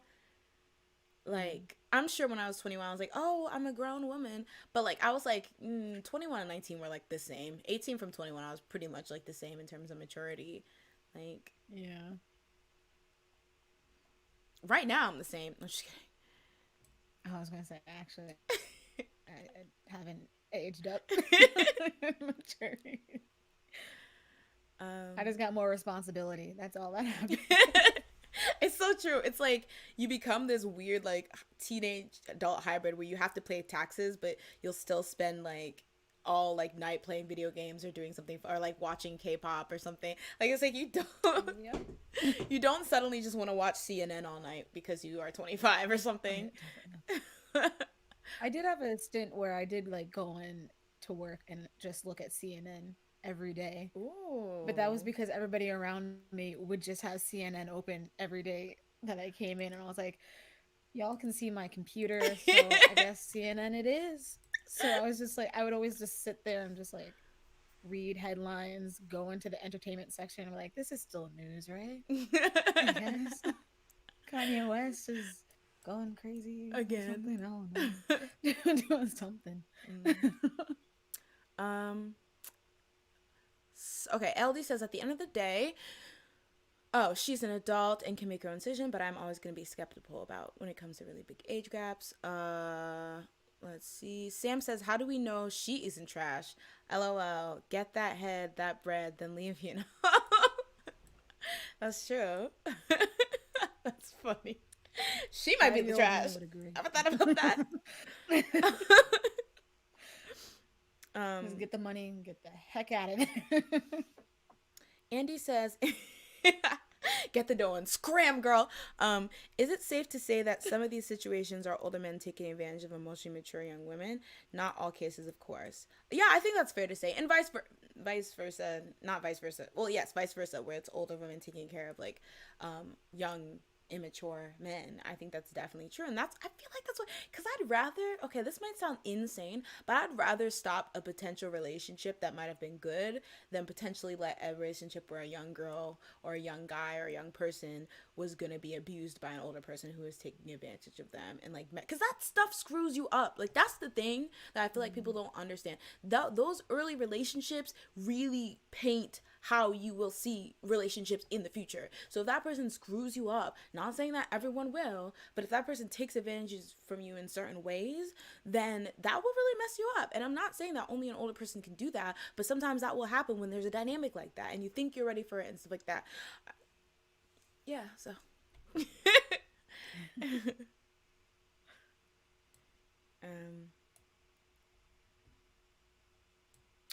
um Andy says, yeah, I agree with Din Din. He honestly just worried for that girl and doesn't want to tell her or what to do. Um, or, yeah, but to be careful, yeah. Star Atlas says, Jazz, I like your squishy marshmallows, by the way. I have the deer one, too. Oh, thank you. I just went to the store though today and I saw a mini version of it Mm-hmm. and I was like, "Oh, that's so cute." And it like flipped inside out and turned into like a blue owl. And I was like, "Oh my gosh, I want this." And then I looked at the price and I was like, "Oh, it's $18 now." And I just walked away.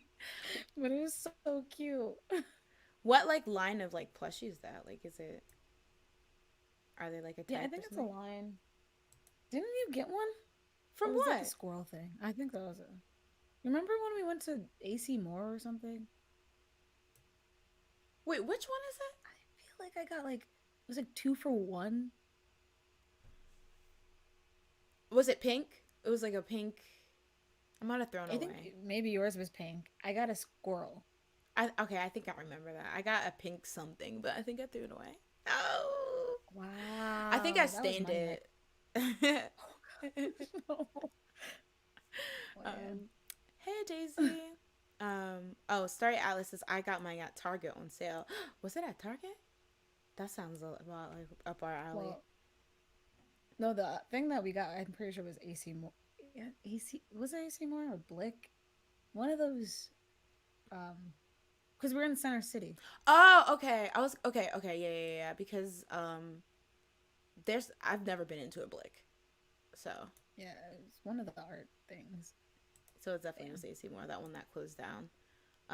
But yes, yeah. So I think overall, I think we all agree that it's just like, we understand, like we agree with Din Din because we can understand like it is a cautious situation. Not necessarily everyone who's older is going to be out to like take advantage of you and manipulate you, but it's important to be cautious with these kind of things because you never know what people's true intentions are. So I feel like Yeah. people were just being really hard on him. But yes. So let's move on to the next news. Got Seven. Do you want to take this one, or do you want me to walk through this? The Got Seven. I'm terrible at this. As I was writing it, I was like, hopefully she'll say everything that I write. And I didn't even write a lot. I was just like, this is a link and a link. There you go. Well, okay, we'll talk through it. So, God Seven, as you guys know, earlier this year, have officially left their former agency, JYP Entertainment.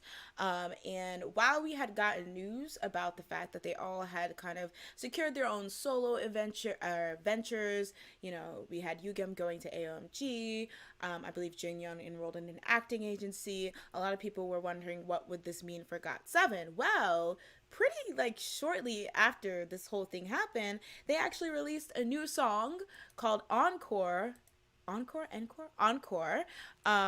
which they premiered like I think just yesterday, and they started a new. This I didn't realize this because when I saw the teaser for Encore, it was like on because I think they're a part of like Warner Brothers or something like that, now, but like it Mm. was on the teaser was on like Warner Brothers website, but this video for Encore is on a new Got Seven YouTube channel. That's Yeah. crazy.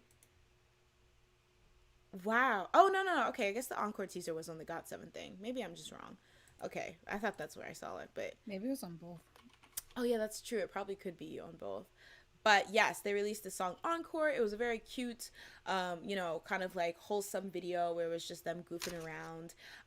It's doing really well on the iTunes charts. I think Mark tweeted about how they got number one in 40 different countries, including the US, which was insane. Ooh. So definitely still a lot of support there.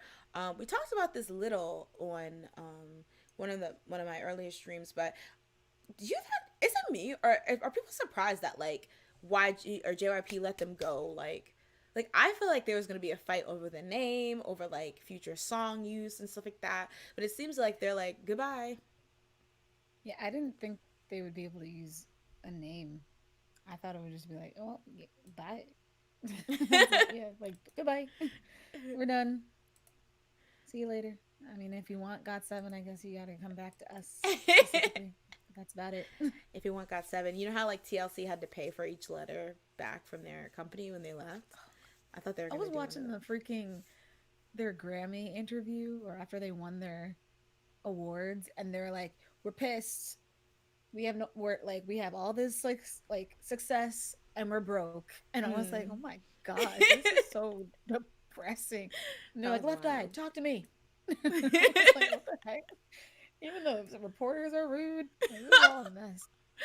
That was wild though. Like it's just so sad to see like these people so willing to take advantage of these people, like these kids, like in TLC's case, but in general. But that Yeah. was really sad to hear. But yeah, it seems like they were just like bye. Like it just seems so clean. I don't know. Maybe I'm just a drama mongerer. I thought there would be more drama because it did seem like there were shady things going on behind the scenes. Yeah.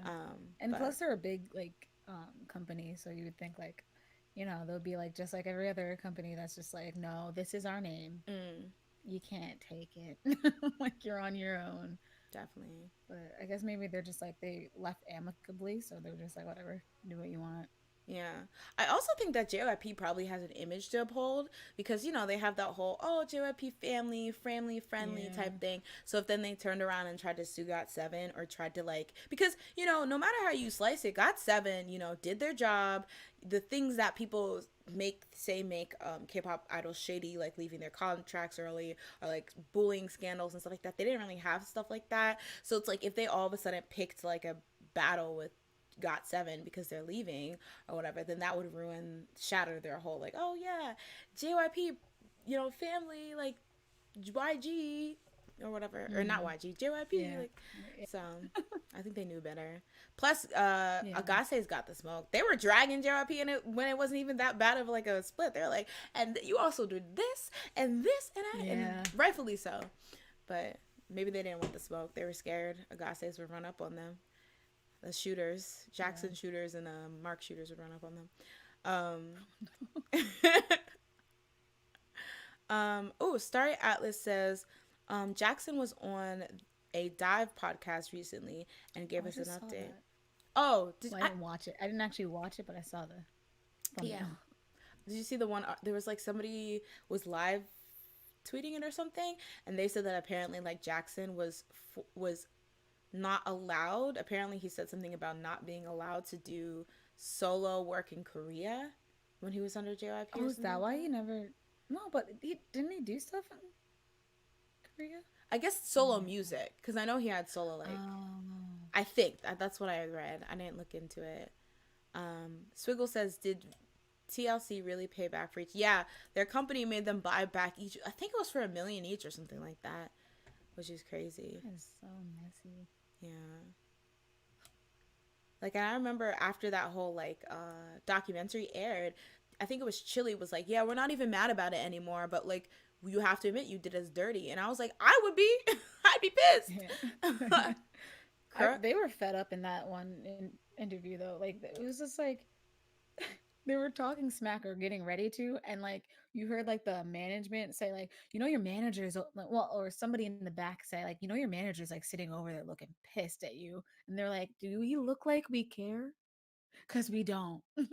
Like anyway, we're pissed. Thank you for the Grammy, but like f y'all, get the heck out of my freaking face.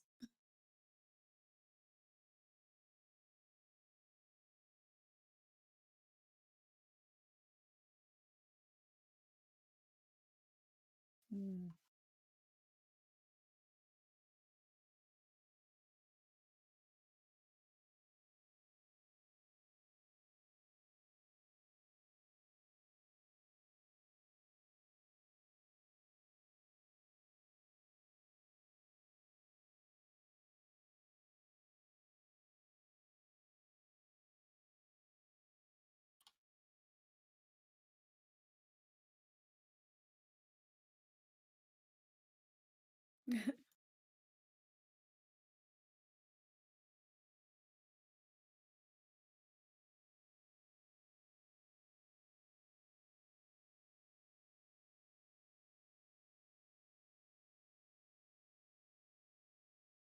Oh wait, it says you're muted. Oh, dang it. Ah! Okay, I don't know how that happened.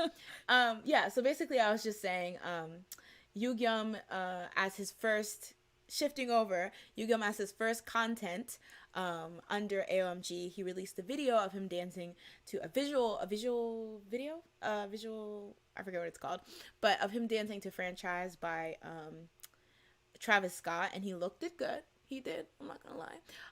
And in addition to that, the CEO of, I guess CEO of AOMG, Jay Park himself, released a video on his Instagram of him and Yugyum kind of just like hanging out and chilling in the studio, looking all cute, dancing like I don't want Jay. Well, Jay. Every time that you're with me, I love the way it feels. So loud. Every time you're next to me, I love the way it feels. Every time. Yeah, so they basically he released this little cute video on I think about 2 days ago, as it says here, of him and Yugyum kind of just dancing, hanging out in the studio. And I don't know if this is shady, but the caption said He said, I inspired him to become an artist. Dot, dot, dot. I said, let me help you become one. At Yugyum. Welcome to the fan. Is that shade? Is he saying that he wasn't Maybe art? I'm an individual. We'll see. I just want to be messy, honestly. It does sound shady though. You should have put individual or something. Solo artist. But as who was it that mentioned before? As somebody mentioned before in the chat, it's actually kind of ironic because if you guys know, there's a bit of a past with J Park and JYP. We actually talked about it a little during our stream yesterday on Twitch. We were just kind of reviewing old like CFs and variety shows and things like that, and we watched a video, a really old video of 2PM, and J Park was there. And was it? I forget who it was. Was it Andre? Maybe, who said that like it's weird seeing J Park with 2PM because like, you know, obviously he was a member of 2PM, but it was just so long ago, it's weird or whatever. And so as some of you may or may not, I think most of you probably know that J Park was a member in 2PM from 2007 to 2008. He was kicked out of the group. So short. Right? It like me that moment of 2PM means so much to me, but it was literally so short. Like they're like a 10-year plus group now, and I'm like, remember when J Bum did this? But yeah. So it's a long story. I know a lot of people will like say like, because the thing is, what happened is that first there was a controversy where an old MySpace post of his was found where he was like bashing like kind of Korea and the training period and like, you know, being a part of like, you know, just like 2PM or whatever. But even after that happened, they still kept in the group, but then something happened where they officially kicked him out. But in addition to that, a lot of people, what people don't know is similar to how SM Entertainment blocked JYJ from promoting on music shows. J Bum has expressed that similar thing happened to him with JYP, which is why sometimes I feel it's so ironic when people are like, oh, squeaky clean, because, you know, JYP has a history of, well, at least with J Park, you know, intentionally trying to like dampen his career, because a lot of people did respond positively. If you guys don't know, one of the reasons why J-Bum was able to make a comeback is because like he did this, like he was in his bathroom, it was really crusty, but not his bathroom, just the video was pretty crusty, and he was singing Beautiful Girls, and he was able to do like a Korean cover of that song, and that kind of helped him, you know, find his way back as a soloist and you know, back into Korea and stuff like that. So he was popping, people were taking to him and things like that, but he couldn't really, he was really limited as to what he could do because JYP was blocking him. So like a lot of people are saying in the chat, it's kind of like like this whole fact that Yugyum joined AOMG is kind of like, you know, I got the last laugh because here's this artist that literally when they got the chance to choose who they wanted to develop their solo career with, they went under AOMG.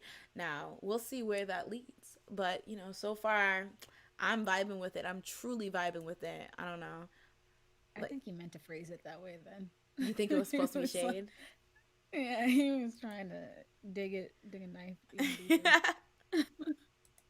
Yeah. I mean, I'm happy for him because that was definitely, I was a fan. I wasn't as intense as a fan, but I was a fan back then. It kind of sucked like to not be able to see him on certain things. But yeah. Wait, did they ever say why he was kicked out? He was just...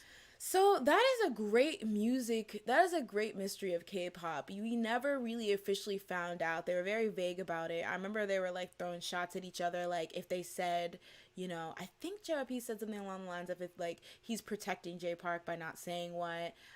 And I think one of the members had said like after they found out what he did, they hated him and things like that. So there's a lot of drama. So it sounds like he did something really shady. But my thing is, if he did something shady, why wouldn't you just say, like, that's my whole thing. Like, I get it that like, you know, if like J-Bum could have easily been in the wrong or whatever. I mean, he was wrong for the first thing he did.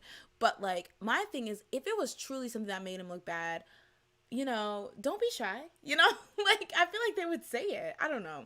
I just feel like there's a part of me, and it might be because I have Stan goggles on, that thinks that was a fear tactic to be like, did he kill someone? Who knows? Anyway, see you next time. I hope that wasn't what they were trying to hide. No, tell the police, please. Right? What? Right. I thought it was because of the MySpace comments on the page. That is actually a common misconception. He did take a break after the hate, like the hate got, you know, that was revealed and he got a lot of hate from it. But he wasn't they were still like, you know, being like, oh, J Park, come back. Like they would still openly like talk about him and things like that. But then there was just a moment that it just like flipped on like its head, and all of a sudden they're like, he's out of the group. So like people, like there was something else that happened essentially, that made it. Maybe there was more stuff in MySpace world that Oh. that they didn't want to uncover. That might be true. That is one of the big like mysteries. I would like to find out that reason. The three mysteries of K-pop. Why they added Yeri to the group late. I will now go down why the real reason J Park got kicked out at 2 p.m. and the third one's yet to come. The real reason Jessica got kicked out of SNSD. Yeah.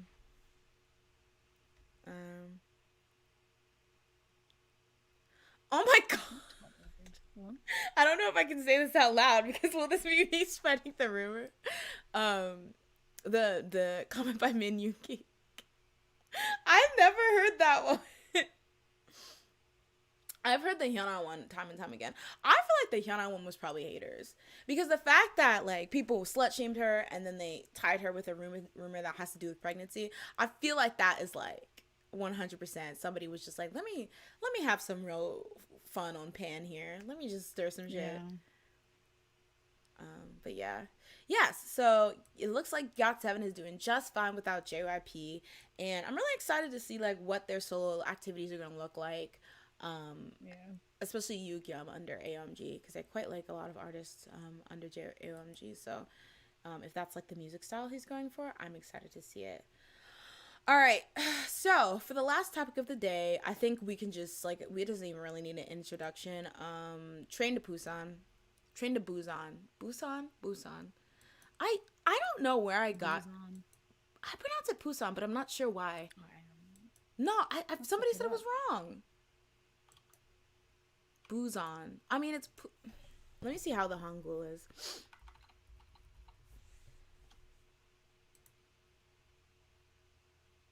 Okay, it says on Wikipedia it was formerly romanized as Busan. Busan with a P. Busan. Busanshi. Busan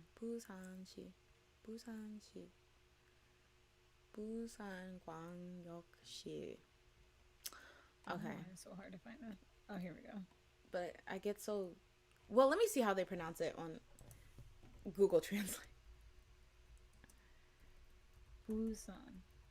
I feel like it's Busan. Like Busan. Like, I don't know. I need to go back. It's like a BP. Yeah, but that's what that is, right? It's like that BP hybrid. Busan. If it was like Busan, it would be like the double B. Right? Yeah, it's not Busan, it's Busan or something like that. I don't know, guys. It's so hard to hear the difference. Exactly. I watched a whole video for like an hour trying to figure out the difference between like the double consonants and the single ones. Like, it's so confusing. Yeah. That's why like I would like always just go in and out of learning Korean, because even if I got like my learned a lot of grammar and things like that, I would always come back to the fact that my pronunciation was just crap, and I could not understand, like, and it's not just like there's so many plays on like the sounds that are similar, so like the B and the P, the D and the T, the M and the B, like there's so many similar sounding things that I've never thought about, so it's very hard for me to distinguish. And then they sound different in different areas of a word. Oh yeah, that's like, true. It'll be the same thing, but it's like, oh no, this turns into a K. It's like, wait, what? How did that? Pretty sure that was not a K. I think that was a B at one point. I don't know. Kenneth said some say Busan because I forget how to pronounce that, but that letter is supposed to be a P. Yeah, the thing is, it's really hard. But then I was like Busan, and somebody made fun of me, so I was like, wait, what? And they're like, why do you say it like that? And I'm like, that's how I've heard it. That's how I've heard people say it. But I don't know. I don't know. I dated a guy who lived there in the past. I'm old, so it's the past. And he pronounced it Busan. I swear, because the thing is, I think I got it from just hearing it in, like, shows and stuff. But somebody was like, you clown, shut up. Honestly, I get so sensitive when I pronounce words because I want to try to pronounce them to the best of my ability, but then people will be like, that's wrong, you dummy. And they scar you. Yeah. Exactly. I'm never saying the word again. And they're like, sorry for existing. But yeah, so yeah, Train to Busan. they were going around how there's going to be an American remake. We've known about this American remake for a while, but I guess there was some new updated information about it. So it was like kind of trending, and so we did talk about this a bit. And the thing is, I kind of changed my opinion since the last time we talked. I kind of was just like, there's a high probability that it might suck, but who cares? Like, I would just not watch it, especially as somebody who like already has seen the version with Gong Yu. Like, why would I watch it? But I feel like a lot of people were like, oh, it's offensive because it potentially has the ability to take away from people watching just the original movie and giving the Korean actors the credit. And I do kind of see that, because I think before we were talking about, I was like, well, remakes make like all the time. Like, a lot of people don't know, but Old Boy, because I know a lot of people are talking about the shitty Will Smith remake of Old Boy. Well, Old Boy was like a manga, so it wasn't even originally a Korean movie, so it's just kind of like, yeah. So it's just kind of like, oh, remakes happen all the time and stuff like that, and people have their own takes and things like that. And I know you can argue that, like, since they're both Eastern cultures, they might still have a lot of similar, like, ideologies and things like that made that work and stuff like that. But, Boys Over Flower and things like that, too. And I was like, oh, yeah, as long as they're not disrespectful and they don't just, cram it with a bunch of white people and stuff like that, then I was like, oh, it could be, like, a cool take on it, right? But then, like, when a lot of people were, like, pointing out, this, like, makes it, like, there's nothing wrong with the original, why just watch the original with the subtitles? I think I was thinking about it from a perspective of somebody who has no problem watching media with subtitles, so I don't have that, like, very visceral aversion to anything that's not like American, or like not in English and stuff like that. American. Yeah, and when people brought up that point, I was like, oh, that's kind of true. Like, I feel like that kind of takes away, because Korea, and it's different because Korea is like a smaller nation. Yeah, so it's like, it's really important for like works that are from that nation to be able to be shared, as opposed to like, if it's American, most people probably like know about it to some capacity because it's just like a really big center of entertainment or whatever. But I don't know. What are your opinions? It kind of reminds me of like the BigHit thing with their new group, where it's like, I feel like how they're trying. To me, it seems like they're trying to reach a different demographic with like their new boy group that they're trying to make universal or whatever. It's because there's always going to be those people that don't want to read subtitles or like don't want to listen to a song that's not in their native language. So it's like, it's very similar in my opinion. So I feel like, I don't know, like it'll get people to watch it, and then if it's bad, I mean, it's bad. Yeah. I was gonna say, if they really want to see it, they'll like go see the actual movie then afterwards. Yeah. I think that was also my thing. I was like, for me, I was like, if anything, this gives it more publicity, because it's like, I doubt somebody who didn't know what Death Note was and found that horrible American version of Death Note was like, I guess this is where my road ends. No, they're probably like, what the F did I just watch? Look it up, find the good Death Note, then watch that. Like, Like, it can't be, like, possibly be this bad. Like, people obviously love this enough for it to be remade. So let me see what this is all about. Yeah. Like, the heck? No. And then they can laugh at it and be like, what a bunch of fools. But I agree with just Oh My Girl fan saying like if they just like, what if, like, if the whole point of this was like, what if we made this movie but with white people? Like, I feel like that's a problem, because I feel like there's this idea that like, if something's Americanized, it has to be, instead of Gong Yu's character, they have to, put Jim Mathers or some shit, like, like it has to be just a bunch of white people, which I feel like is just not even what America is. So that's very confusing. Like, for example, the main character can still be Korean as like an American film, but most likely it won't be. And I feel like that's a big problem there. Like, it could be about a Korean American family. Although a lot of people pointed out that they're on a bullet train, and there's no such thing like that in America. So it might like kind of like take away from the story. But it can, like, it kind of reminds me of the it's called Ghost in the Shell. Oh yeah, with Joanne. It's like, what are we doing here? Yeah. Like, girl. I get it, Scarlett Johansson. Awesome, she's great, but like, also, no. That's not what we came here for.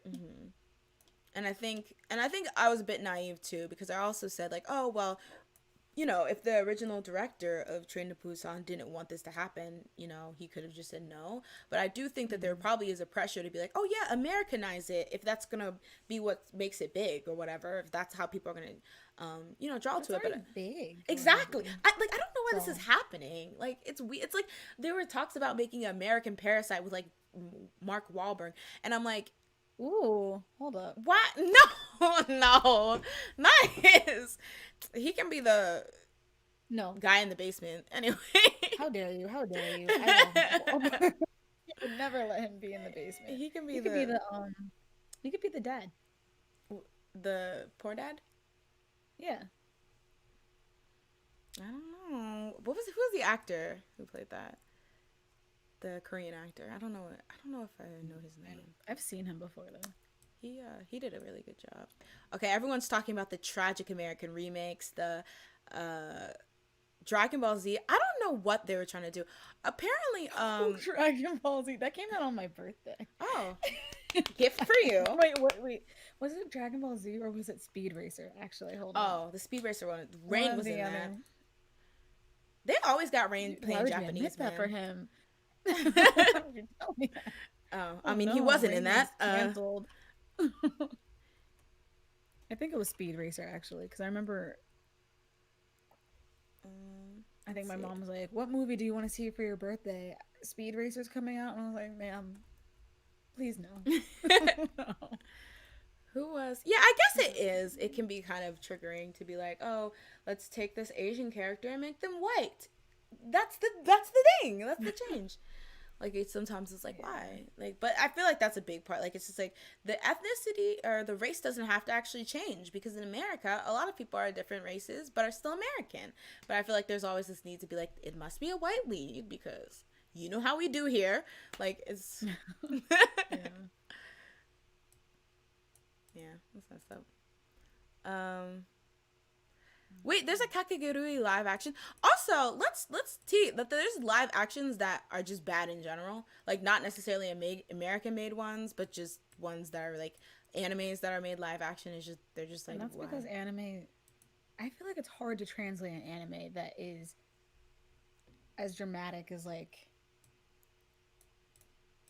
I don't know, like the dramatic ones. Like Death Note is kind of dramatic to me. I don't know. It seems like the things that are in it. It's like it's hard to emulate that in real life. That's true. And not make it look like cartoonish and weird.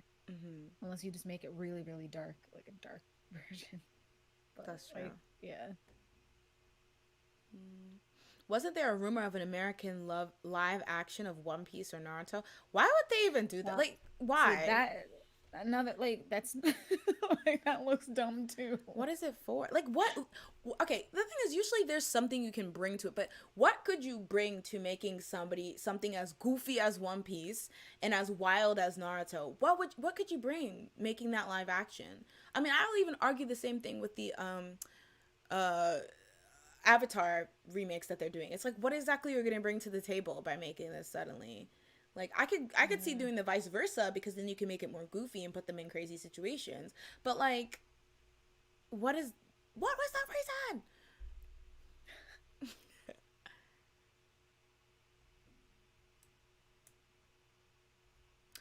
Because American anime characters, or oh my girlfriend fan says, because American characters look white and the Americans think they have to be white even though the character is clearly Asian.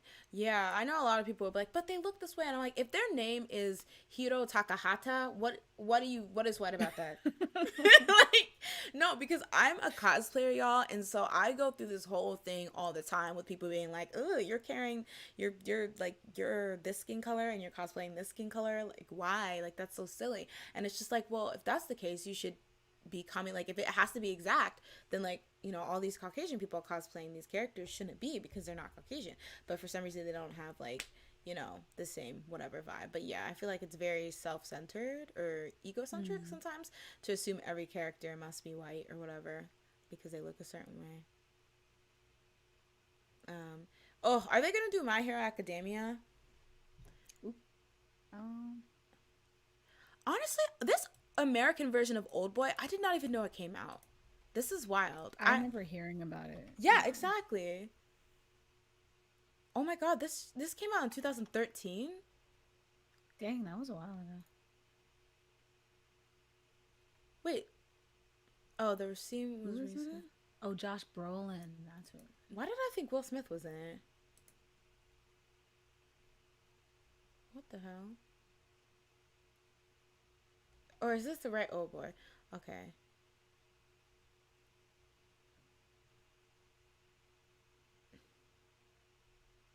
Yeah, I don't Oh, get the and point. Elizabeth Olsen was in there. Uh Oh my oh. gosh, girl, and Samuel L. Jackson. Oh.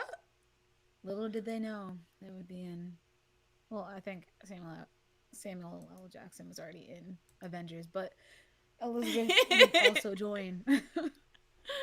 Oh, guys, should we have a watch party where we watch this version of Old Boy? Oh no, Please no. let's watch To All the Boys I Loved actually, but Chaz doesn't want to watch Gosh. that because she doesn't know taste when she sees it. I didn't even know there was this was a third one. I still don't know when the second one came out. We gotta watch all three. Like, when did that come out? I don't remember. Last year. So I think the first one Was came that- out in 2018. This one, I think they've been released the February of each month since 2000. I mean, each year of 2000. I think, or maybe it came out last year. I remember Kissing Booth 2 came out last year, Oh, maybe it was that one. but it might have been To All the Boys too. I don't even know. Let's see. To Rami All the Malek Boys was I- in this too. Okay, they have too many good people in here. What the heck is this? The first one came out in 2018.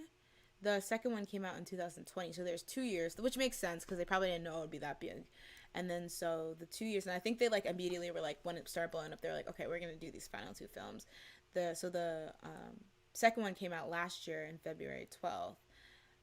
And then the final one came out this year, February 12th. Honestly, Noah Centineo, he should only play this role because he's the most charming in it. Wait, what? Dylan Sprouse was in the second one. As who? Right? Man 4? I don't remember his. He was I think I remember watching somebody talk about this. Tree 5. No, or was it Jordan Fisher? Okay, well, hold on. Oh, Jordan Fisher. He was in the second one. Yes, he played maybe Dylan Sprouse was in the other. Wasn't he? He was I an knew it was after. somebody else. He was an after that thing that's based off of the Harry Styles. That's who. Okay, yeah, Yeah. he was an after. I knew he was in something. I was like, please, no, Dylan, stop, please. Yeah, Jordan Fisher was in. I remember watching this. Well, not watching the movie, watching someone talk about the second movie. Was it Alex Myers? What? Was it? Probably. Honestly, probably. Okay. Oh, okay. Yeah, they're just correcting me in chat. To All the Boys 2 came out in early 2020. And then Kissing Booth came out last summer. I think the last Kissing Booth is going to come out soon. What could they possibly do in the last Kissing Booth? The other Kissing Booth movie was like 3 hours long and filled with stupidness. It was very From what I silly. was shown. Yeah. From Alex. Thank you, Alex, for Alex providing us. Very funny. To be honest, I'm a low-key Zutara stan, but if that's the reason... Oh, yeah, did you hear that apparently from a source, there's a source saying that in the new live action of Avatar The Last Airbender, they're going to age Katara up, so she's going to be 16. Sokka's going to be 14, and then Aang's going to be 12. So I'm like, I don't see how they could... Hold up, what? Aang's going to be 35. Wasn't Sokka? Yeah. What? Yeah, Sokka... Yeah, Sokka. So now she's the older sibling. They've changed that. So Why? I don't know. A lot of people are saying that they want to pair her with Zuko. Appa's 55. Aang's how old is 300. Zuko? Okay, first of all, everybody should be aged up to my age so that I can revel in the fact that So I can find them attractive. Yeah, because I used to like Zuko, but now it's like, ew. Oh yeah. Wait, he was like young, I was young, so now it's like this doesn't make sense. So they gotta age up so I can enjoy it. I don't know. Oh yeah, I haven't watched the Winx Club. You know, I wasn't a Winxlet. Like I wasn't part of the Winx standum when I was younger. So I feel like I don't feel as much of a like visceral reaction to it. But I will say the Winx had style, and this what they're showing is no style to be had. So that's sad though. It was all gloomy. It was gloomy. didn't have any representation. Literally, they had a in the Winx Club. They had a Chinese one girl. They had an Hispanic girl. They had a black girl. Like it was just so many different people, and then they just decided, nah, let's just make them white, and then keep a black person, because That means that's all you diversity. need. in Exactly. 2020, in 2021, all you need is just one black person, and then you have diversity. Diversity unlocked. Diversity achieved. Um, why can't directors understand that fans just really want a live action version? I know, like, literally, the material is all there for you. Like, you don't have to, we're not asking for, like tricks. We don't need, like, a fake ending, a psych out ending. We just need you to adapt this. Well, we don't even need you to do anything, quite frankly. But if you would like to, Yeah. we just need you to adapt, like, the perfectness they already laid out. And, like, obviously Yeah. condense it, because that was, like, unless you want to do it episode per episode, but like we just need you to do, like, it's not hard. Like, why are they making this so hard? Yeah. I think that's what like I didn't like about the Wings is Mm-hmm. that like it's like it was already a good show. Why are you changing like everything? Like Yeah. just copy it. Or like, I get that it was like a girl power, like you're a kid when you watch it and it was like colorful and whatnot. You could like tone it down, I guess. But like don't tone it down to the point that it's just Riverdale painted with like wings. Exactly. Like no.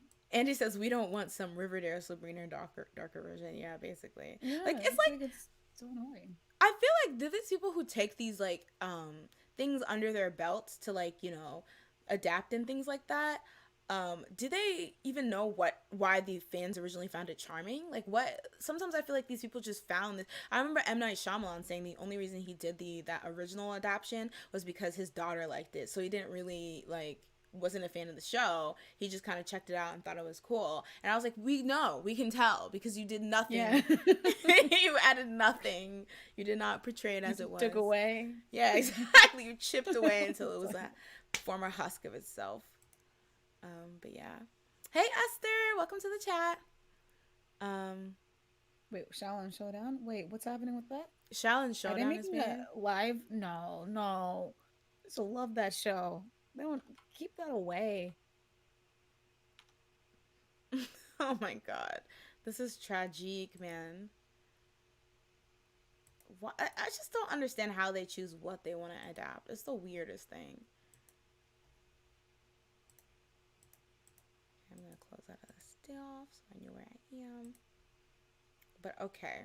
But guys, we've reached that time where we have to wrap up the show, Oh. unfortunately. Unfortunate motto. So, everyone get your last tidbits and tips out. And Jazz, I will turn to you first as always. Any last words? Check out Wendy. She sang on her show. Let me let me not take take a break. Hold on. I'll be right back. Let me like actually look up the name of the show before I start plugging. Let me go back in the back. Oh, I lost. Oh, okay, Um, here we go. Wait, no, I want to go on the back end. wow, this is gonna take me forever. Well, she just sang a song on her TV show. The one that she's on with Q Hun. Mm-hmm. Um, and it was good. She sang the song from Dream Um, High by the one that. IU. I can't remember what it's Uh, called. someday. Say that. Yeah, someday. Yeah, I she love sang that song. someday. Um, it was good, and I was very happy because like I feel like I haven't seen her in like 500 years. I was like seeing her. Well, not seen her, but seen her sing Mm-hmm. in like 500 years. It was nice. Well, that's good. I don't have anything, y'all, but I will. Oh, Jay, have you There's no tried the Dio. Superfar Star? Oh, um, I mean, he's doing. How are you doing? Okay. Yeah. How weird would that be if he's just standing there watching you do this? I need to stop doing that because people will literally be like, "Oh, she's actually delusional." No, guys, I'm just a big fan. Plus, I'm like half the time I'm like obsessing over Rain and then Kyungsoo, so it's just like I'm obviously a mess. But no, I don't really have anything in particular. Yes, Andre, thank you for reminding me. Let me write that down to check out the Superstar K-pop games. I feel like I would quite, like the tap tap games. Yeah. I really want to play those. I don't like have many mobile phone games on my phone anymore. I used to have a lot, but now I just don't go anywhere, so I don't have Oh, many. I don't know. that's not that's not my problem with like when I download games. I just download games because I'm like, this looks fun, and then I just keep it there forever. Really? Very sad. They're always the first thing to go when I run out of space on my phone. I'm like, all right, I haven't ever played you, Not, so. and then I panic when I have to like get rid of space. I'm like, but what if I'm bored and I want to play That's Angry true. Birds today? And then I'm like, oh, but like Fun Run, I want to play that maybe, And what if I don't have internet? So I need to keep some games that are offline. So then I'm like, I overthink everything, Oh my god, which is why I like twins. switched my phone to a new one. I was like, oh, great. I have to start from scratch because Okay, I'm and then over it. I'm just gonna jump into chat. Let's see. Uh, oh, Christy says no, they're not making a remake of a Shaolin Shonen. I was just saying I miss Shaolin Shonen. That was good. That Yeah, I miss that. that and Jackie Chan Adventures were my ish. I Um, I never got into that show actually, but like my cousins would always quote it for me, Jackie, one so I guess I more kind of watched it. thing. Let's see. Oh, SNSD comeback. Okay, I think we talked about that a bit They're like the coming back. last stream. Is that like official? Let me look it up. They're coming back. I didn't even hear about that. I didn't hear, but Like people were talking fully. about that. Oh wow, Girls' Generation to make a full eight-person comeback in May. SM responds. Ooh. Okay, wait. Okay, I'll do the Soompi. You know I always have to go with our homegirl Soompi. Let me real quick switch scenes. Let's see. Girls' Generation reported to be discussing comeback plans, plus SM comments in response. Oh, this was literally yesterday. SM Entertainment has responded to the reports about a potential Girls' Generation comeback. On February 19th, industry representatives reported that the members have been discussing plans to make a comeback this year. One source commented, although the members are now in different agencies, it is true that they are constantly discussing album plans as they are on good terms. Another source added that a comeback has not yet been confirmed, but the members are checking their schedules for a potential comeback in around May or June. In response to this report, a representative of SM Entertainment commented, nothing has been decided. I love how they're just like, leave us alone, girl. Girls' Generation's previous album as a full group was Holiday Night in August of 2017. In 2018, the 5 members in SM Entertainment released Little Touch as Girls' Generation OGG. Stay tuned for updates. We will soon be. Oh, okay, so it looks like there's potentially something that might happen. It looks like that would be awesome, honestly. Is this Yeah. like the year of second gen groups? Because with the Shiny That'd be comeback, fun. SNSD. What if Jessica was like, they're like, you know what, Jessica? Yeah, come back. Bridge underwater. Let's go. Let's go, girl. She's like, And then they kick her out again. stop. The They film one trauma. version again. The trauma. They have to film it again, and they're like, all No. right. Don't put us through that Don't know what again. we were thinking there. Andy said SM, yes, but no. Chrissy said, I hope this SM gets, or I hope this SNSD gets the promo they deserve. Little to Touch deserves so much better. That's true. Andy says, I love how without fail we always go off topic. I could talk about anime avatar movies all day. That is so true. Literally our last stream was supposed to be like new music, and then it went to like an anime discussion, and we were just talking about anything, and then we started playing video games at the very end. So it's just like, what is this? Sorry guys. That's because y'all always bring up like interesting topics, and I'm like, well, I'm not gonna not respond. um Oh, I need to listen to Fakey too. Oh, they're good. They just keep popping up on my Right? like recommended. I don't know how I get that. I mean, I guess because I do listen to K-pop, but like it's also like not the only thing I listen to. Mm-hmm. Like they really want me to watch them, so I did watch them. Mm. Yeah. Oh, I guess my plugs for this. I think that's what we'll do. At the end of every show, we'll be like, okay, plug your stuff, plug whatever like group you want us to listen to or anything.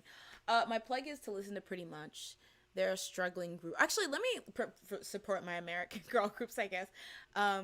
What's their names? Boys World. They're a cute So young what group. American group is there? I forgot about them. They they're like a young girl group who have a very 90s early 2000s theme. Don't know why they're called Boys World. Still think that's odd, but they released a new song called Wingman, and then they have I think it's called Girlfriends or something like that. They have a song called Girlfriends, which is pretty good. It's pretty much, they have been like one of my low key one of the few American boy groups I like am even looking at or know of. They have been a group since 2017. They originally were managed by Simon Cowell, and a lot of people said that they were like Simon Cowell's answer to K-pop, like it was his attempts to try to come for a K-pop group. But aside from all that drama, they're a really good and talented group. They actually, I recently found out they got dropped by Simon Cowell because I guess they were like flopping, but they didn't let that stop them, and they re-signed with another agency. So they recently released some songs, so you should check that out. Promote a Japanese group. Yes, they're very good. They're very talented, cute. Their Maknae is really talented. He's the leader Maknae visual. Well, maybe not visual, but leader Maknae. Well, that's no shade. I'm just saying in defense of you. And he's like 2, so I'm not gonna like. To me, he's 2. Leader, Maknae, visual, producer, rapper, lead dancer. You know, he's all that. He is the group. He's exactly. Every other member as well. Honestly, I would get so mad because people would always be like, "Oh, he's gonna leave soon. He's gonna leave to go solo. Like it's just a matter of time before he leaves to go solo." But I think they truly enjoy each other's presence. Austin, the member, he's now a father. He has a family. He's married, so that's cute. Still baffling. Chen paved the way. Chen paved the way. I think. No. Esther says I thought pretty much disbanded. No, they're trying to hold in.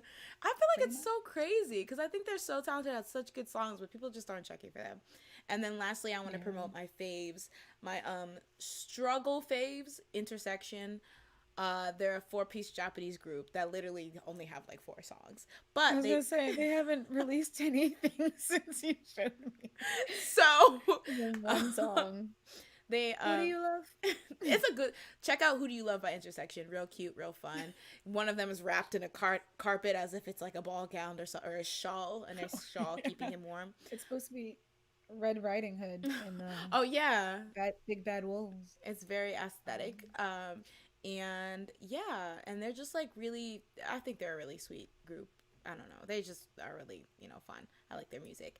And they also did the ending to one of the ending songs to Fruits Basket. It's the new Fruits Basket remake. So, yes. But other than that, I think it's time to wrap it on up. I will see you guys back. Listen to Six Tones, SES. Finkel's having a comeback. Dang. Oh, no. Sorry. Chrissy's saying I'd love to see a Finkel come back after like 10 years ago. I was like, really? Stream Miss Right by my boy's mindless behavior, y'all. Okay, not this throwback hint. To be honest, it's gross Simon Cowell dipped once he realized he wasn't gonna get clout he wanted. Honestly, I could go off about CEOs who, like, if a group doesn't have fast success, they're just like literally dipping. Like they just want that immediate success. Well, was he actually trying? Because he is on all these shows. You would think he would have been like, here's my group. That's true. What? Get some publicity. I think they performed on like one of the like 12 X Factors. And I know they like did stuff here or there, but I don't know. It just was really weird. I would just keep pushing them. They would be in every season. Right. They would be judges. Like, the hit group. Right. With a #1 single somewhere. Pretty much. Until believed it, until the audience was like, you know what, hold up, I do like this, I guess. Andy says eat the rich as always. All right, bye guys. Also, I just want to wrap up. So the Daily Dose show, I do it like every Saturday. We do it every Saturday at 9 p.m. But I also do other things over on my Twitch channel. So we had a lot of events this week. We played fun, scary games on Wednesday. It kind of flopped, but I actually got my stream to work better now, so we'll be able to play those. We did Jazz was actually our first contestant on Who Wants to Be a K-pop Billionaire, a parody game we made of Who Wants to Be a Millionaire. If you guys saw the screenshot on the community tab, that's where that was from, which was super, super fun. And then on Friday, we just listened to music, chilled out, whatever. And then Saturday, we're doing this. So I just like wanted to make sure everyone was aware that we do things on here and on Twitch. So I'm going to put my Twitch in the chat per usual, just in case anyone wants to follow, just to keep it updated. I'm going to start doing weekly schedules that I'll post on like Sunday or Monday morning, which just detail all the events, streaming events I'll have throughout the week. So I'm going to put that on the community tab, but I'll also put it in my about section of my Twitch. But yeah, just be aware, if you are free on like the weekdays or whatever and want to just hang out and chill, I'm constantly like streaming and coming up with crazy things to do. So I put that in the chat. Oh, thank you. Daisy says I literally made a Twitch account to watch you. Oh, thank you so much. But yeah, so if that's it for everyone, thank you so much, guys, once again for coming, hanging out with us, talking about K-pop, talking about anything really. And I hope to see you guys, back next week or sometime next week during one of the events. Jazz, do you have anything you want to say? Have a good night. All right. Bye, everyone. Bye. See you. Oh, wait, I should do the... Oh, wait. Ah. Okay, wait. And then here, and then...